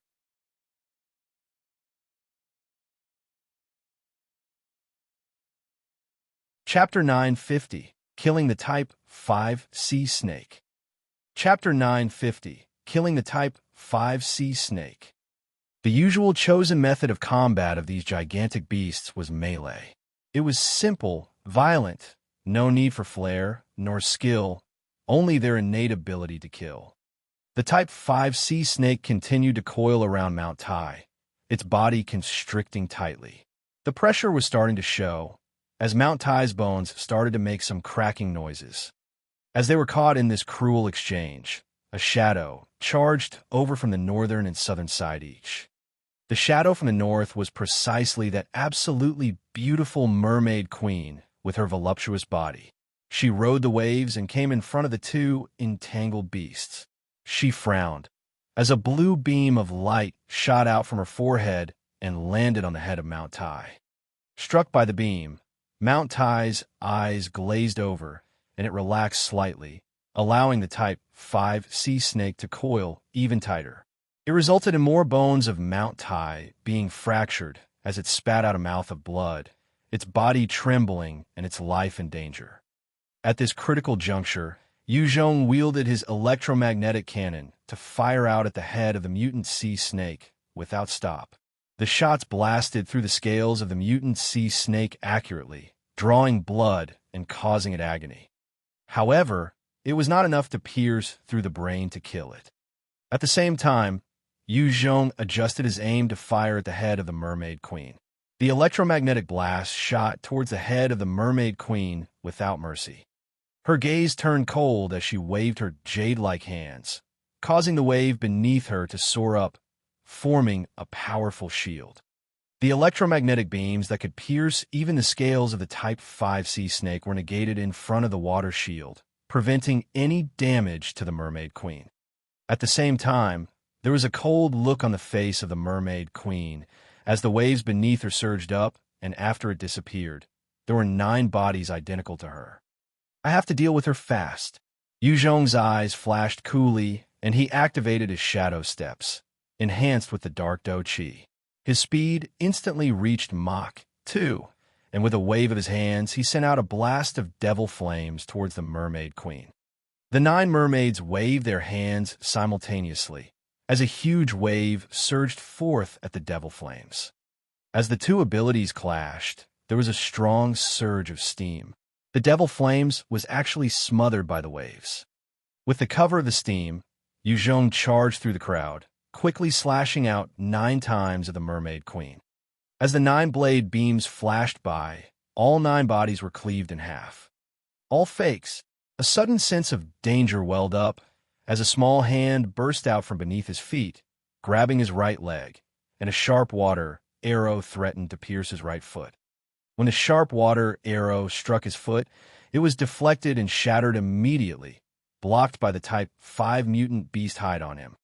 There was a sound of surprise. Ah, your body defense is so strong. It doesn't seem human-like. I admire your talents. Be my slave. As long as you're willing, I can make you a king of men. Humans have gone on unbridled for far too long, polluting the environment and air. You people have angered the gods and will definitely be suppressed and wiped out. As long as you're my slave, You will be able to survive this. If it had been any other human, even when protected by Type 5 beast hide, the resulting force would be enough to shatter the leg. However, in Yu Zhong's case, it did not happen at all. Oomph. You want me to be your slave? I think it should be the other way round. Break for me. Yu Zhong snorted coldly, and devil flames erupted from his right foot, burning the entire area into gas before he kicked out at the patch of seawater. The patch of seawater churned suddenly, revealing the shape of the Mermaid Queen. The blue light between her brows shot out once more, hitting Yu Zhong's foot. His entire foot seemed to have been enveloped in an incredible weight, and he could not finish his kick. Instead, it was dragged down, causing a deep foot imprint. With a thought from Yu Zhong, a strong gravitational force enveloped the Mermaid Queen. Her body sunk immediately, and she twisted, trying to flee toward the back. She had numerous subordinates and an endless horde of mutant beasts. There was no need for her to engage Yu Zhong in a life-and-death combat. After Yu Zhong forced her back, he did not chase after all. He was also wary of her methods. At the same time, there were many mutant beasts and Sea clan members making their way over. He had no confidence in taking her out while she was fleeing. With a tap of his foot, he turned into a flash that made for the two Type 5 mutant beasts still engaged in combat. In merely 2 breaths, Yu Zhong had run along Mount Tai's body and charged up to the head of the Type 5 mutant sea snake. He wielded his flame blade, pushing his dark dough chi, and slashed down viciously on its head, directly penetrating its scales and tore a huge gash. Yu Zhong then leaped into the wound and began to burrow in. When the Type 5 mutant sea snake took this blow, it felt the danger Yu Zhong posed to it. It was forced to let go of Mount Tai before it quickly trashed about against the surrounding buildings. The recoil of the damage rippled through its flesh and muscles, squeezing Yu Zhong, and he felt his blood churn. As he activated his dark dough chi once more, the pressure was alleviated somewhat. If he only had the strength of a Type 4 divine warrior, he would have been half dead, if not killed. After regaining some breathing space, Yu Zhong started to use his flame blade to tear the insides up, shredding the Type 5 mutant sea snake from within. The Type 5 sea snake struggled frantically, trying to find another structure to smash itself against. Mount Tai seized the opportunity to stomp on the sea snake, while using its tail to slam into its body continuously. It also opened up its mouth to tear off chunks of flesh from a sea snake. After swinging his blade for a long time, the head of the sea snake suddenly burst open, and Yu Zhong appeared. In his hands was a Type 5 nucleus. As he burrowed out, the Type 5 sea snake writhed for a while more before slumping to the ground lifelessly. A huge amount of life force was absorbed into his god and devil imprint, nourishing and enhancing his body. Congratulations on reaching level 91. Congratulations on reaching level 94. You have gained 2 attribute points to be allocated. Back on Earth, with the system, Yu Zhong gained another 8 attribute points for him to allocate. He thought for a while, before pouring it all into his agility. He still had to raise his reaction speed. The faster was, the quicker he could make a right decision in any situation. Yu Zhong swept a pleased glance across the body of the Type 5 sea snake. Type 5 mutant beast. It used to be something out of my reach, and now I can actually take one down. I've truly become stronger. Initially, when Yu Zhong saw any Type 5 mutant beast, any one of them could easily crush him to death, even if it allowed him to hack and slash. It would be hard to accomplish anything. Yet not. He could kill one without fear. It was proof of his increase in strength. When the horde of Sea Clan saw the Type 5 sea snake's death, their eyes flashed with disbelief. A Type 5 mutant beast was usually an undefeatable existence within the sea. On land, other than nuclear weapons, most other military weapons would only be able to injure it. With its terrifying regenerative ability, even if it was heavily injured from cannons and heavy artillery, it would be fine after 2 minutes. However, such an entity was actually slaughtered by Yu Zhong. This caused them to feel a tinge of fear and shock. Jung saw how the Sea Clan soldiers had separated from the mutant beast horde in order to assist the Mermaid Queen and ordered out, "Good. It's our chance. Mount Tai, let's go." The heavily injured Mount Tai turned to face the Sea Clan, disregarding its heavy injuries. While Mount Tai's speed was not much among the Type 5 mutant beasts, it was still faster than those ordinary Sea Clan soldiers. In barely a moment, it had already rushed through the ranks of the army, stomping and rampaging around, while swinging its tail, causing hundreds and thousands of them to be flattened into meat paste.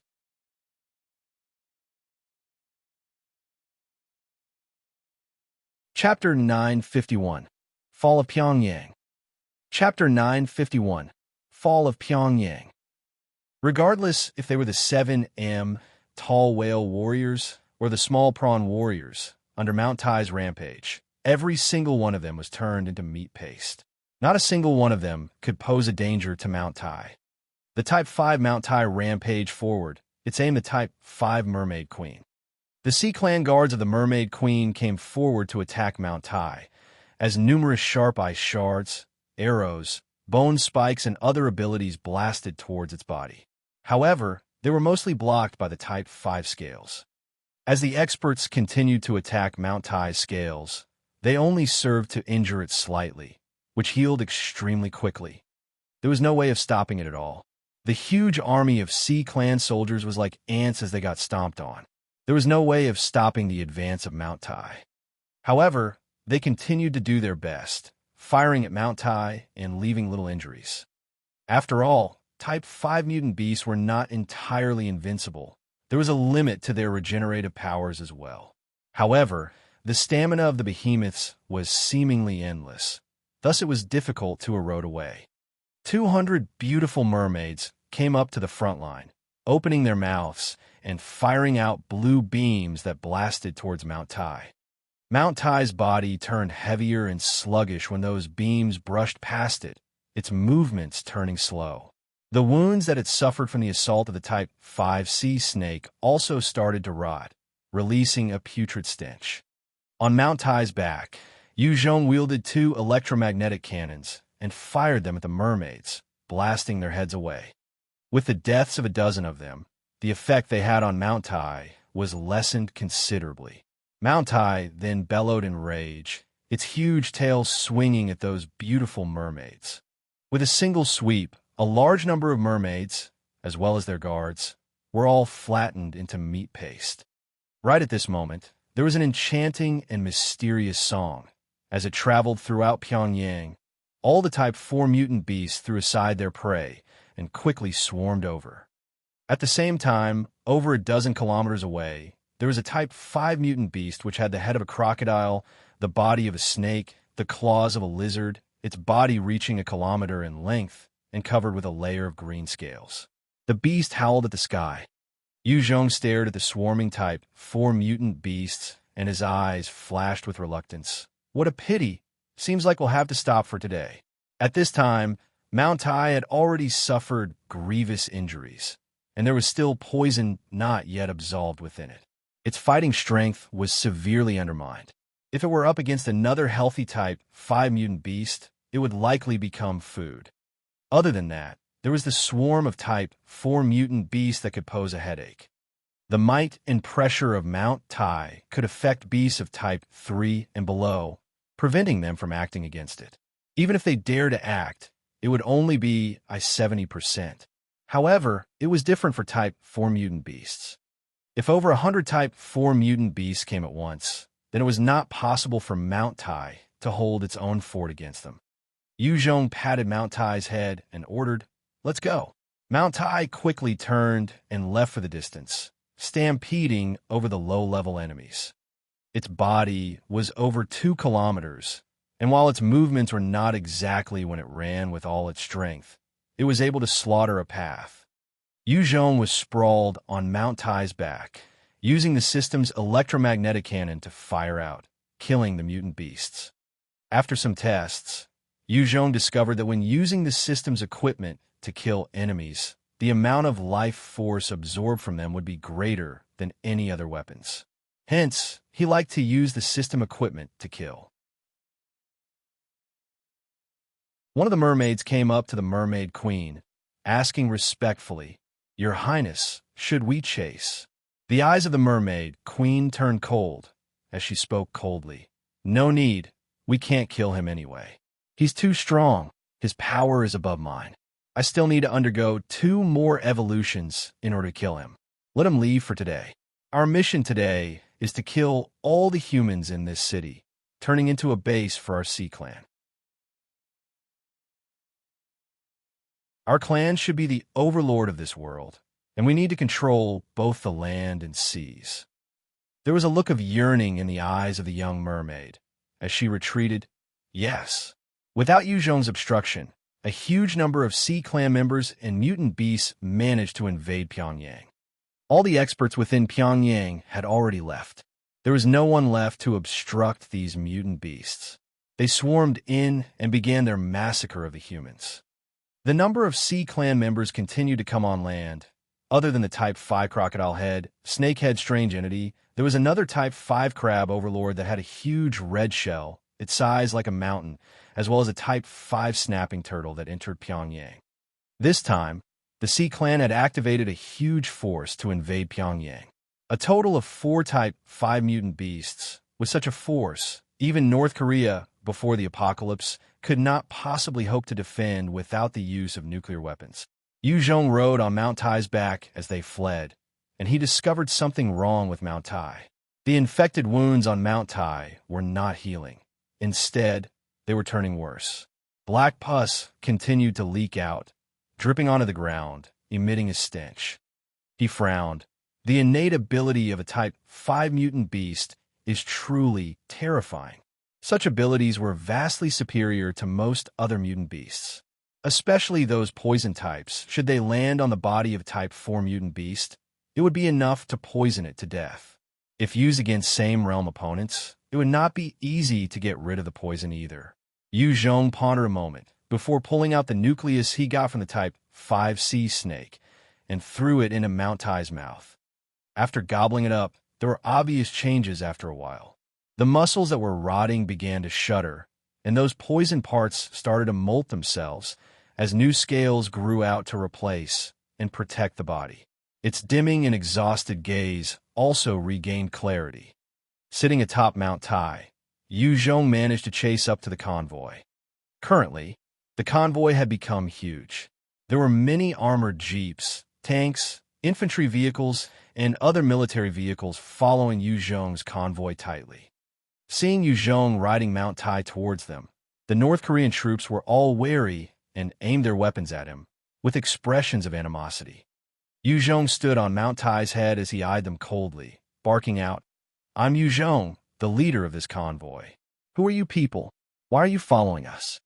As long as he made the thought, Mount Tai could easily flatten the military convoy. The moment his words came out, Jung Ri-Su made use of a loudspeaker to translate his words. From within the command vehicle, a young and beautiful woman of about 23 or 24 stepped out. She had a single ponytail, her face and features exquisite. There was also a valiant aura seen from between her brows. She smiled at Yu Zhong. "Hello, Mr. Yu Zhong. I'm the current highest commanding officer of the North Korean Army, Kim Ji-yeon. I'm pleased to meet you." At the same time, another 8 military men stepped out, on either side of her, staring at Yu Zhong warily. North Korean Army? Seems like this woman is pretty capable. She should be the daughter of another official. Yu Zhong assessed her carefully and thought. North Korea was a shut-off and backward society, and the women were not likely to have high status. It was incredibly difficult for a woman to have her own troops if she did not have some form of royal blood. Yu Zhong spoke coldly. "Hello." Kim Ji-yeon continued to smile warmly. "We're thankful for your help, allowing us to survive that ordeal. I, Kim Ji-yeon, will remember this favor. In the future, if there's a chance, I will repay this favor." Yu Zhong nodded, but did not pay it much heed. Right now, North Korea was in the same situation as South Korea. Both of them had their territories invaded. All Kim Ji-yeon could rely on were the people beside her, which was not much to Jung.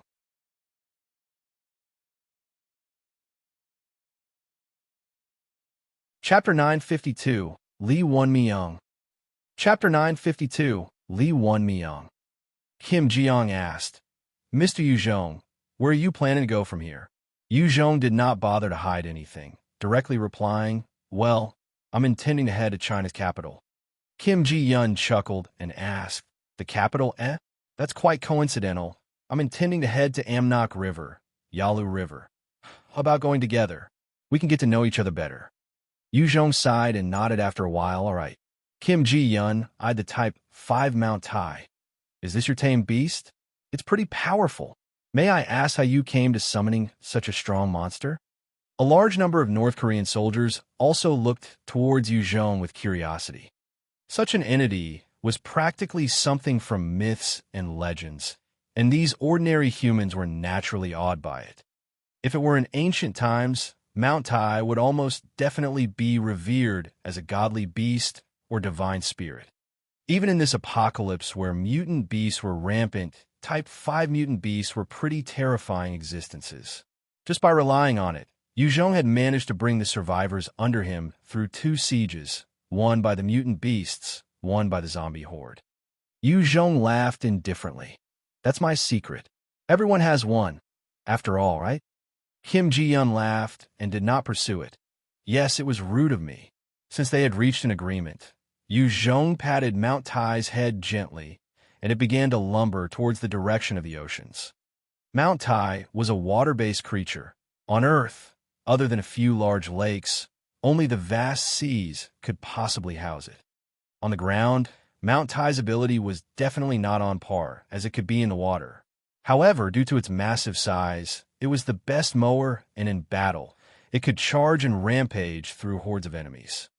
Kim Ji-young watched it move off and did not say anything further.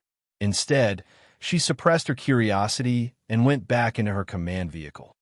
The convoy continued towards the China-North Korea border. They traveled for another 4 hours. On the way, Jung's team came across a few evolved zombies. Their numbers were in the hundreds, but were easily slaughtered by white bones. The entire group managed to enter a small town, clearing it of the zombies, before they settled down to rest for the night. Jung's own group had traveled an entire day and night without rest, while Kim Ji-young's forces had been fighting and had not gotten much of a break. The vehicle came to a stop, and many just fell asleep in their vehicles. As they set up camp, Jung's convoy had a clear separation from Kim Ji-young's forces. During the night, while most of them were resting in a forest outside the town, a number of eyes lit up. Swift and nimble figures darted out, using blow darts and firing poison darts at the North Korean soldiers. There was a fast-acting agent within the darts, and before the North Korean soldiers could react, those who were shot died almost instantly. Some militants then charged out swiftly from the forest, decked in mutant beast hide, their movements agile and smooth as they made for the tanks and vehicles of the North Korean forces. Enemy attack! Enemy attack! When those North Korean soldiers were just killed, bright alarms blared suddenly throughout the camp. The soldiers quickly stirred and rushed out. Kim Ji-young also reacted quickly, appearing outside under the protection of 16 Type 3 experts. Enemy attack! The North Korean forces that I trained actually termed me as an enemy. What an irony. Following an icy cold tone, an ordinary-looking man of about 165 and a bald head, wearing a gray uniform, walked out. He seemed about 27 or 28, and he was staring at the North Korean forces coldly and with disdain. It's you, Won Myung. Leader, Won Myung. Seeing the man, all the soldiers other than the commanders immediately froze in shock, revealing complicated expressions. Kim Ji-young was also frightened that her face turned pale, her voice trembling slightly. Won Myung, weren't you supposed to be dead? How come you're still alive? Kim Ji-young, as long as I have not seen you through hell, I will not die. Won Myung was staring at her insidiously, before sweeping a cold and cruel gaze across the soldiers present, declaring, All those who betrayed me shall die as well. Kim Ji-yeon was the favorite woman under Won Myung in the past. However, she had colluded with his subordinates and stabbed him in the back at his moment of need, almost killing him. For some reason, he managed to survive the encounter through some miraculous means. He was filled with a hatred towards those who betrayed him, and he crawled back from the depths of his near death to vow vengeance. As he spoke, his eyes were filled with an intense, maniacal light. He suddenly bellowed out with rage, and his muscles turned taut. He suddenly grew into a 3M, tall monster, with veins bulging through his skin, his hands and legs turning into powerful claws, while his visage turned into a green demon with fangs.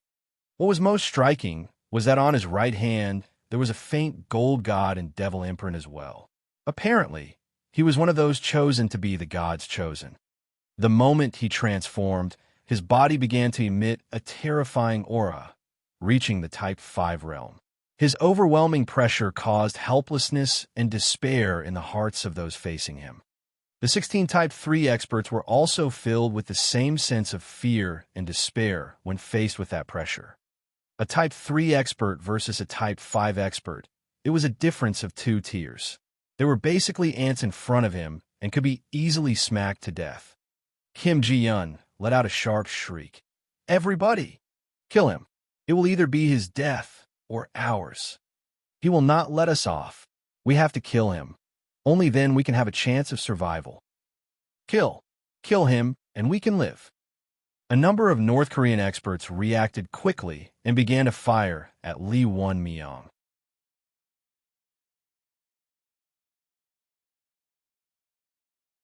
Chapter 953, Killing Won Myung. Chapter 953, Killing Won Myung. "It's useless. All you traitorous trash, today you shall die." Won Myung revealed a savage smile, as the bullets bounced off his body as though hitting some diamond alloy with loud clanking noises. With a tap of his foot, he directly charged right into the midst of the soldiers, slapping out at the head of a soldier, directly smashing it like an egg as blood and brain matter splattered onto the ground. "Ha! Die! All of you! Die!"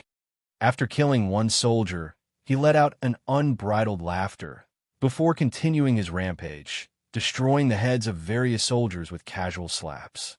He was in no hurry to take out the commanders, instead slaughtering the ordinary soldiers, intending to savor their despair. "Kill! Everybody! Attack! Kill this demon! If we could take him down and then, we can kill him now." One particularly handsome man roared out, his eyes flashing with despair, as he shot out 2 beams of ice energy at Won Myung. The 2 beams that could freeze even a tank came into contact with Won Myung's body. In an instant, he seemed to turn into an ice sculpture. Witnessing this, everyone suddenly felt excited. "Choi Myung-ho, your ice control isn't too bad. If it were in the past, truly, it would have been a problem for me. However, you're just an ant now. No matter how strong the ant, it's still an ant." Shatter. Following a loud crash, the sculpture broke apart, and Won Myung stepped out, unfazed and demonic, his cold laughter ringing out. He pointed with his index, and an ice shard shot out like a bullet, directly piercing through Choi Myung-ho's brain, instantly killing this Type 3 expert. As the blood splattered, there was a look of disbelief on Choi Myung-ho's face as he slumped lifelessly to the ground. All of a sudden, a dagger-wielding middle-aged man appeared noiselessly behind Won Myung, sending a lethal strike towards his heart. "Kim Ho-wai, your assassination skill has improved quite a bit, eh? Still, it's nothing to me. Go to hell." Won Myung did not even turn around, as though there were eyes on his back, and he sent a backhand smash towards Kim Ho-wai's face, directly turning his head into pulp. The headless corpse of Kim Ho-wai then fell down to the ground miserably. Seeing how Won Myung slaughtered 2 Type 3 experts so easily, the rest of the North Korean soldiers were filled with despair. Choi Myung-ho and Kim Ho-wai were 2 talented evolvers that had naturally awakened. After killing goodness knows how many zombies and mutant beasts, they had passed the level 80 threshold. In the past, they were on par with Won Myung, but now they were crushed like ants. This caused everyone to be filled with despair and fear. This was the might of a Type 5 evolver. In front of one, Type 3 experts were just like ants. Unless there were over hundreds and thousands of Type 3 experts fighting a life-and-death battle with one, relying on their numbers to triumph over one, it was impossible to win otherwise. Won Myung laughed coldly, walking towards the commanders of the North Korean forces slowly. As he walked out, he would slap out casually at the soldiers that got in his way, killing them. With his Type 5 strength, he could definitely slaughter all the commanders within a few breaths. However, he did not do so, instead, using his killing intent to pressure them as he walked slowly.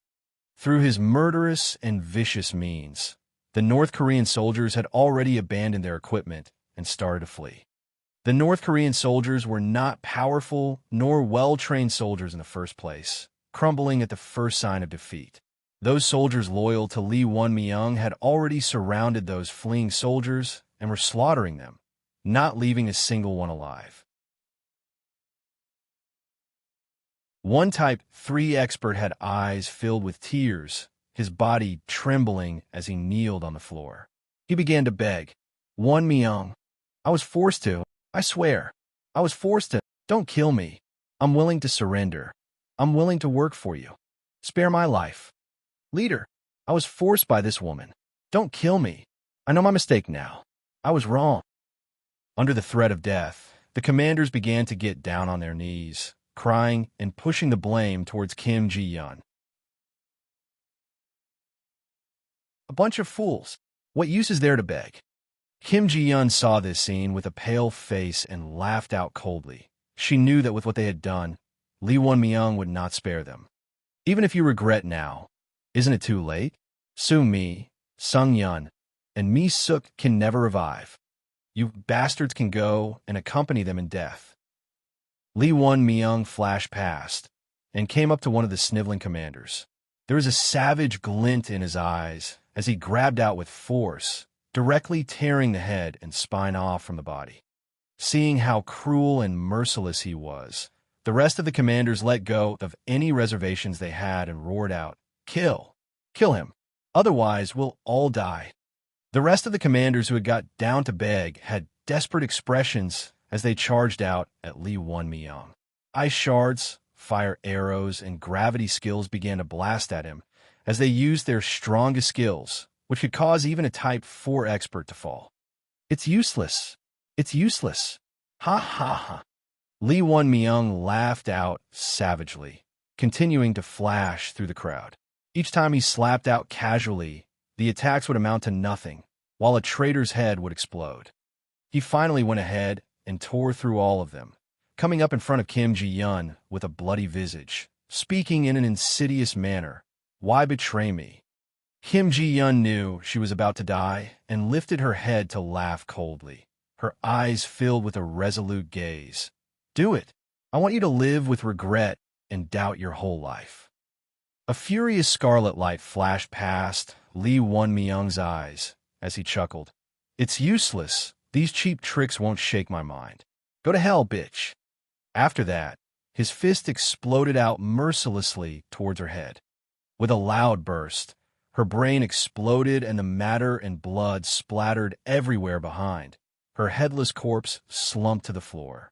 After killing her, he gazed at her body, complicated emotions filling up with him. All of a sudden, there was a strong sense of danger, and he twisted his body to the side abruptly. A few electronic beams shot out from afar towards him. Won Myung twisted and dodged. However, he was still struck by 2 of the blasts, suffering 2 grievous wounds. He lifted his head, only to discover Jung holding an electromagnetic cannon in his hand, rushing towards him with a speed of Mach 2, firing at him. Type 5 Divine Warrior. How could humans evolve to such a stage within such a short time? You must also be a God's chosen, someone with the God and Devil imprint. Are you attacking me in order to obtain my God and Devil imprint? I'm Won Myung. Who are you? There was no doubt that Won Myung had fought long and survived, surmising Yu Zhong's background and intention within just a few clashes. "I'm Yu Zhong. That's right. My aim is the God and Devil imprint on your right hand." When Yu Zhong got close enough, he activated his shadow steps, his speed raising to its maximum, revealing multiple afterimages as he appeared noiselessly behind Won Myung and threw a punch enhanced by his dark Do Chi. Yu Zhong's speed had been enhanced countless times, reaching a terrifying stage. That fist was almost like a shooting star. There was no way that Won Myung could dodge that move as he raised his enhanced, mutated hand to block. Pump! With a loud collision, the demonic Won Myung was sent flying back a few meters.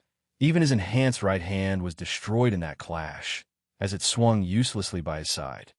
After his right arm was destroyed, Won Myung finally revealed some shock and fear. "Even after my demonic transformation, he was able to destroy my arm. My body's impervious to bullets. This guy is too dangerous. I'm not his match. I must flee." Having made that judgment, the veins in his leg suddenly turned tense, and he kicked out at the ground. His entire body then transformed into a flash that made for the distance. "You want to escape?" Yu Zhong's eyes flashed coldly as he tapped his feet, chasing right after. This time, Yu Zhong's continuous enhancing of his agility showcased fruits. Within 2 breaths, he had already caught up, his entire fist enveloped with the devil flames as he punched out viciously as Won Myung's back. The fist tore through Won Myung's body, and the devil flames burst forth to envelop Won Myung.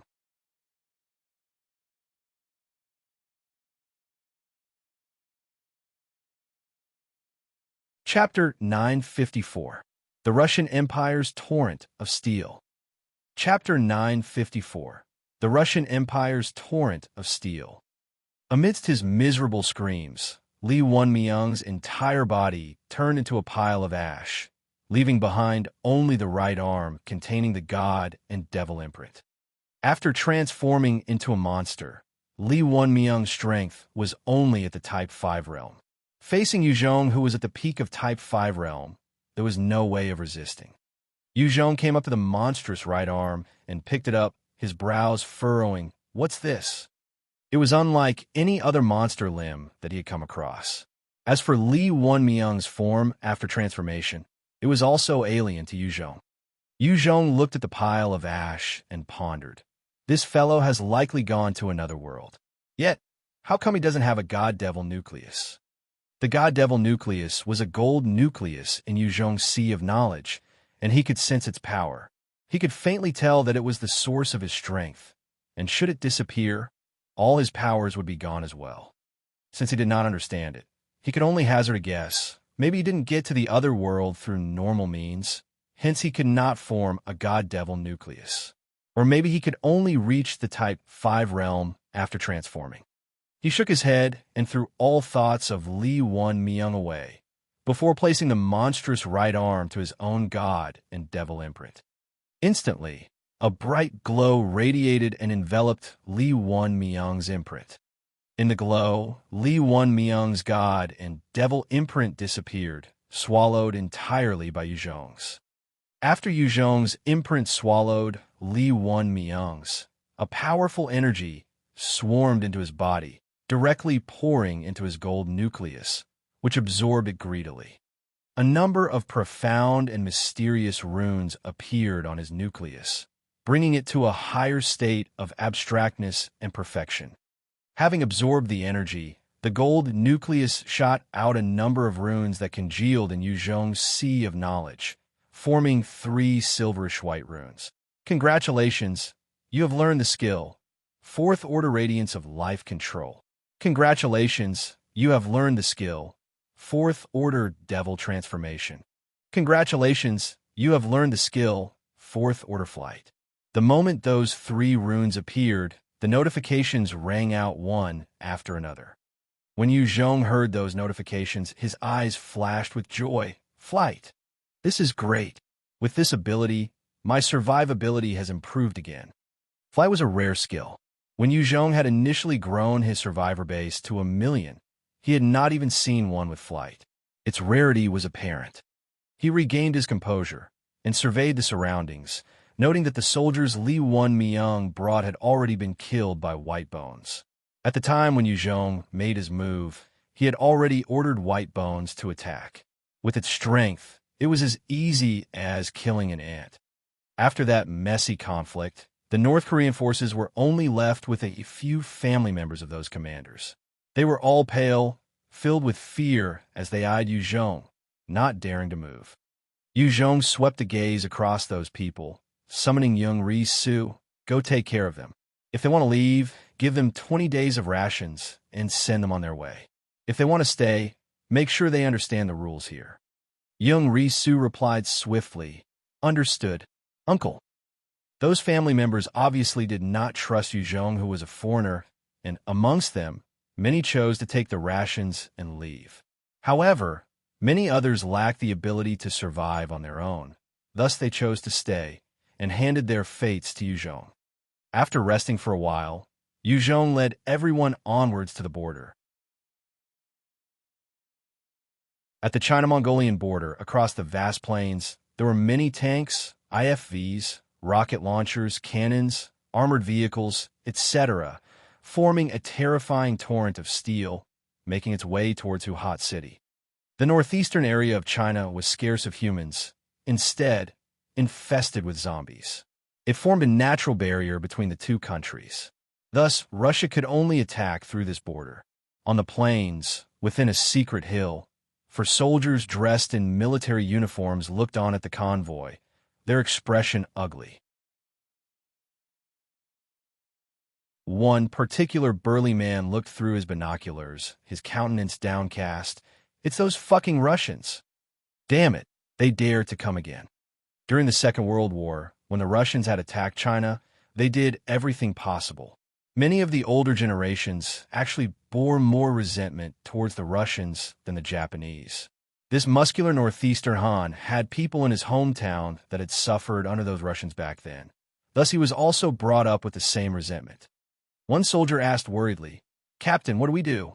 Gong Yang Sheng, the burly captain, shot the small soldier a look before turning to another soldier with a radio set. "What to do?" "Old Black, hurry and inform the higher-ups." Old Black chuckled and reported the intelligence. Gong Yang Sheng then took up a heavy rifle and beckoned to the three soldiers. "The three of you, disperse first. Let me go teach these bastards a lesson, and let them know that our China is not a place where they can come and go as they please. Captain, please take care." The three soldiers left behind words of concern before leaving. They knew that they could not do much if they stayed. Gong Yangsheng waved his hands. "I got it." They then swiftly rode their black-scaled stallions and left. After they had gone, Gong Yangsheng lay prone on the ground, readying his sniper rifle and aimed. 2 minutes passed before he suddenly pulled the trigger and activated his enhanced bullet skill. A bright burst of light shot out towards one of the IFVs, and it exploded with a loud blast, killing some soldiers within and injuring the rest. With that one strike, Gong Yangsheng quickly got to his feet, his expression pale, as he rode his mount out into the plains. Although he had such a powerful skill, faced with the massive Russian troops, he would be seeking death if he stayed. The Russians reacted swiftly on their part as well when faced with the sudden assault. The convoy came to a stop as 12 IFVs, 4 tanks, and 200 soldiers quickly combed the area for the enemy. At the same time, the unmanned flying drones in the air flew over. Gong Yangsheng was quickly discovered by the drones. Just one man? These Chinese soldiers are truly gutsy. However, victory belongs to our glorious Russian Empire. Inside the command center, a wizened, middle-aged man dressed in military wear held a glass of wine in his hand as he gazed at the displays, sipping his drink and laughing lightly. Another commander, who had short blue hair and was extremely young, frowned and spoke. "Commander Chief, I feel that we're not prepared for this mission. Our rations and fuel can only last 15 days. Should the battle last beyond that, our forces will be in a perilous position. China has already been unified under Yu Zhong's rule, and they're basically an iron plate now. With our current might, it's truly hard to take them down within 15 days. Fights after the apocalypse had grown incredibly tough. It was because of this that the kingdom of God, that had managed to amass strength, could still suffer some setbacks against Yu Zhong's forces early on. This time, the Russian Empire had deployed 20,000 elite forces to attack China. It was the limit of their mobile infantry deployment. Due to this, they had only brought along 15 days' worth of rations and fuel. The young lieutenant was thus not confident that their current might could invade China successfully. Jeef smiled mysteriously.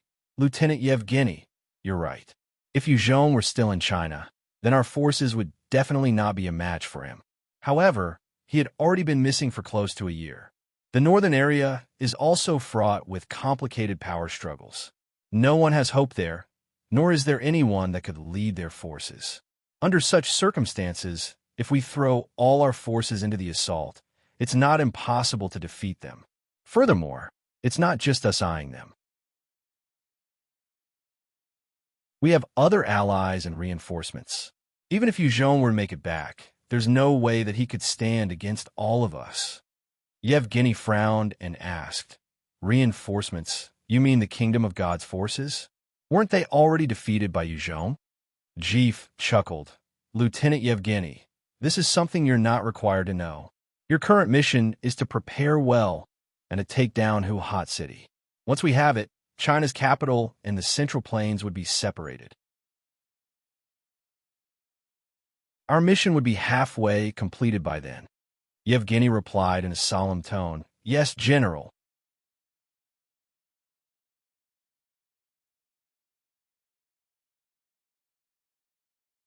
Chapter 955, Position of Commander. Chapter 955, Position of Commander. In the capital, within a meeting hall, the commanders of Yu Zhong's northern forces were all gathered. Due to Yu Zhong taking down the capital and moving on to the Second World within a short period of time, most of those in the capital were Yu Zhong's northern subordinates.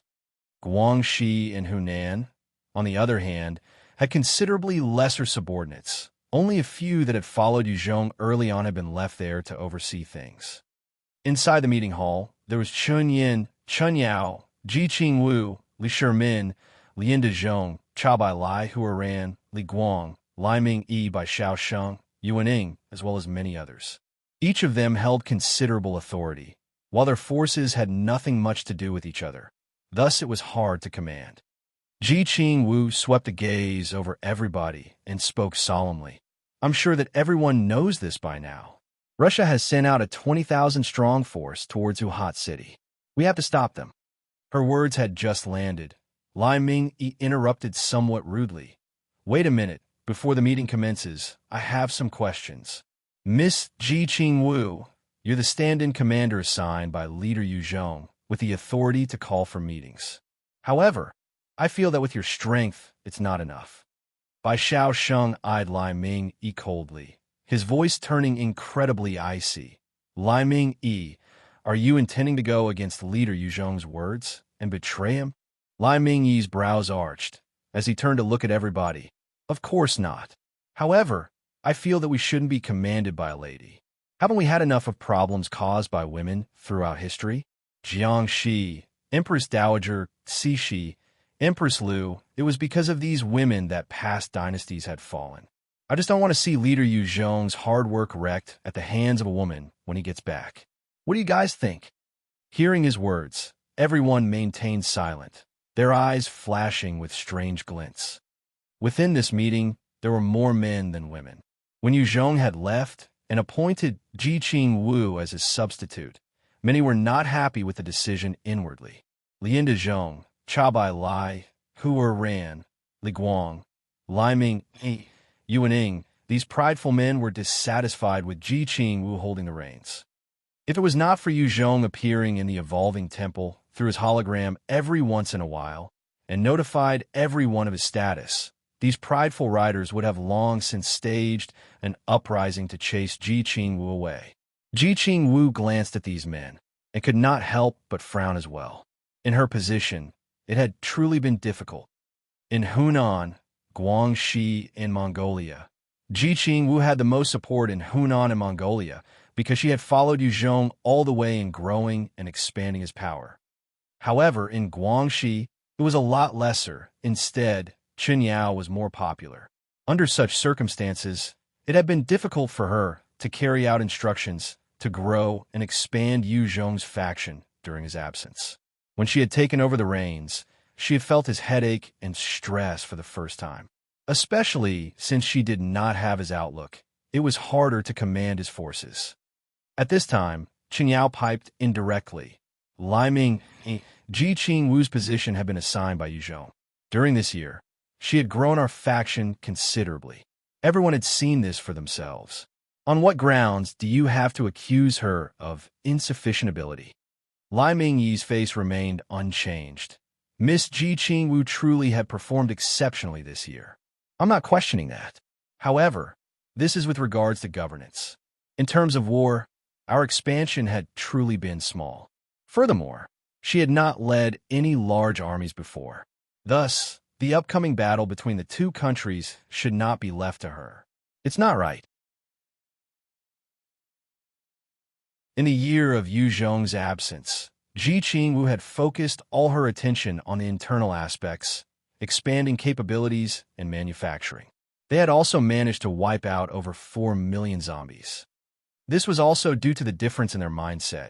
Yu Zhong liked to take risks, charging on the front lines, storming new grounds, and expanding his power. Whereas Ji Qingwu was more introverted, preferring to stabilize the foundations from within. She continued to firm up the government and restarted industrialism, improving the lives of the commoners. However, the reclamation of land was not as rapid as Yu Zhong's. Hearing his words, many of the commanders kept silent. They were not able to put their lives under the authority of a lady on the battlefield. Ji Qingwu's brows furrowed as she asked, "Since it's like this, Li Mingyi, who do you think should command the upcoming battle?" Li Mingyi laughed out confidently. "It should be me, of course. I have the experience. Our 2nd Regiment has outstanding achievements, following leader through the countless battles from south to north. We had established much and been through much. As the commander of the 2nd Regiment, I would definitely have no problems leading the battle to come." This time, China's opponent was the Russian army. If one could take the command and lead the army to victory, they would receive accolades and merits of the highest order. It was the dream of any commander. Li Mingyi was naturally not willing to give it up. Li Guang could not help himself as well. "No. In terms of achievements, it should be our 1st Regiment. We have been loyal from day one and been through more than your 2nd Regiment. As the commander of the 1st Regiment, it should be me to command the troops. Leading an entire country's forces, facing the forces of another country, it was truly an honor to behold. Li Guang would not let it pass to someone else, even if it was a friendly force." Seeing how they both would not let up, Hua Rant's eyes flashed with envy. He was the commander of the 3rd Regiment, but due to his past, he knew he had no right in contending for the main commander position. As long as Yu Zhong was not dead, he would have no chance. By now, the 3rd Regiment was already integrated with the main forces and had slowly grown more important. However, if they were to rebel, their forces would still be wiped out without a moment's hesitation. Suddenly, an indifferent voice sounded from outside the hall. "I shall assume the position of commander." You're tuning in to the Warrior Lore YouTube channel. Don't forget to subscribe and join us on this journey to catch the most captivating stories.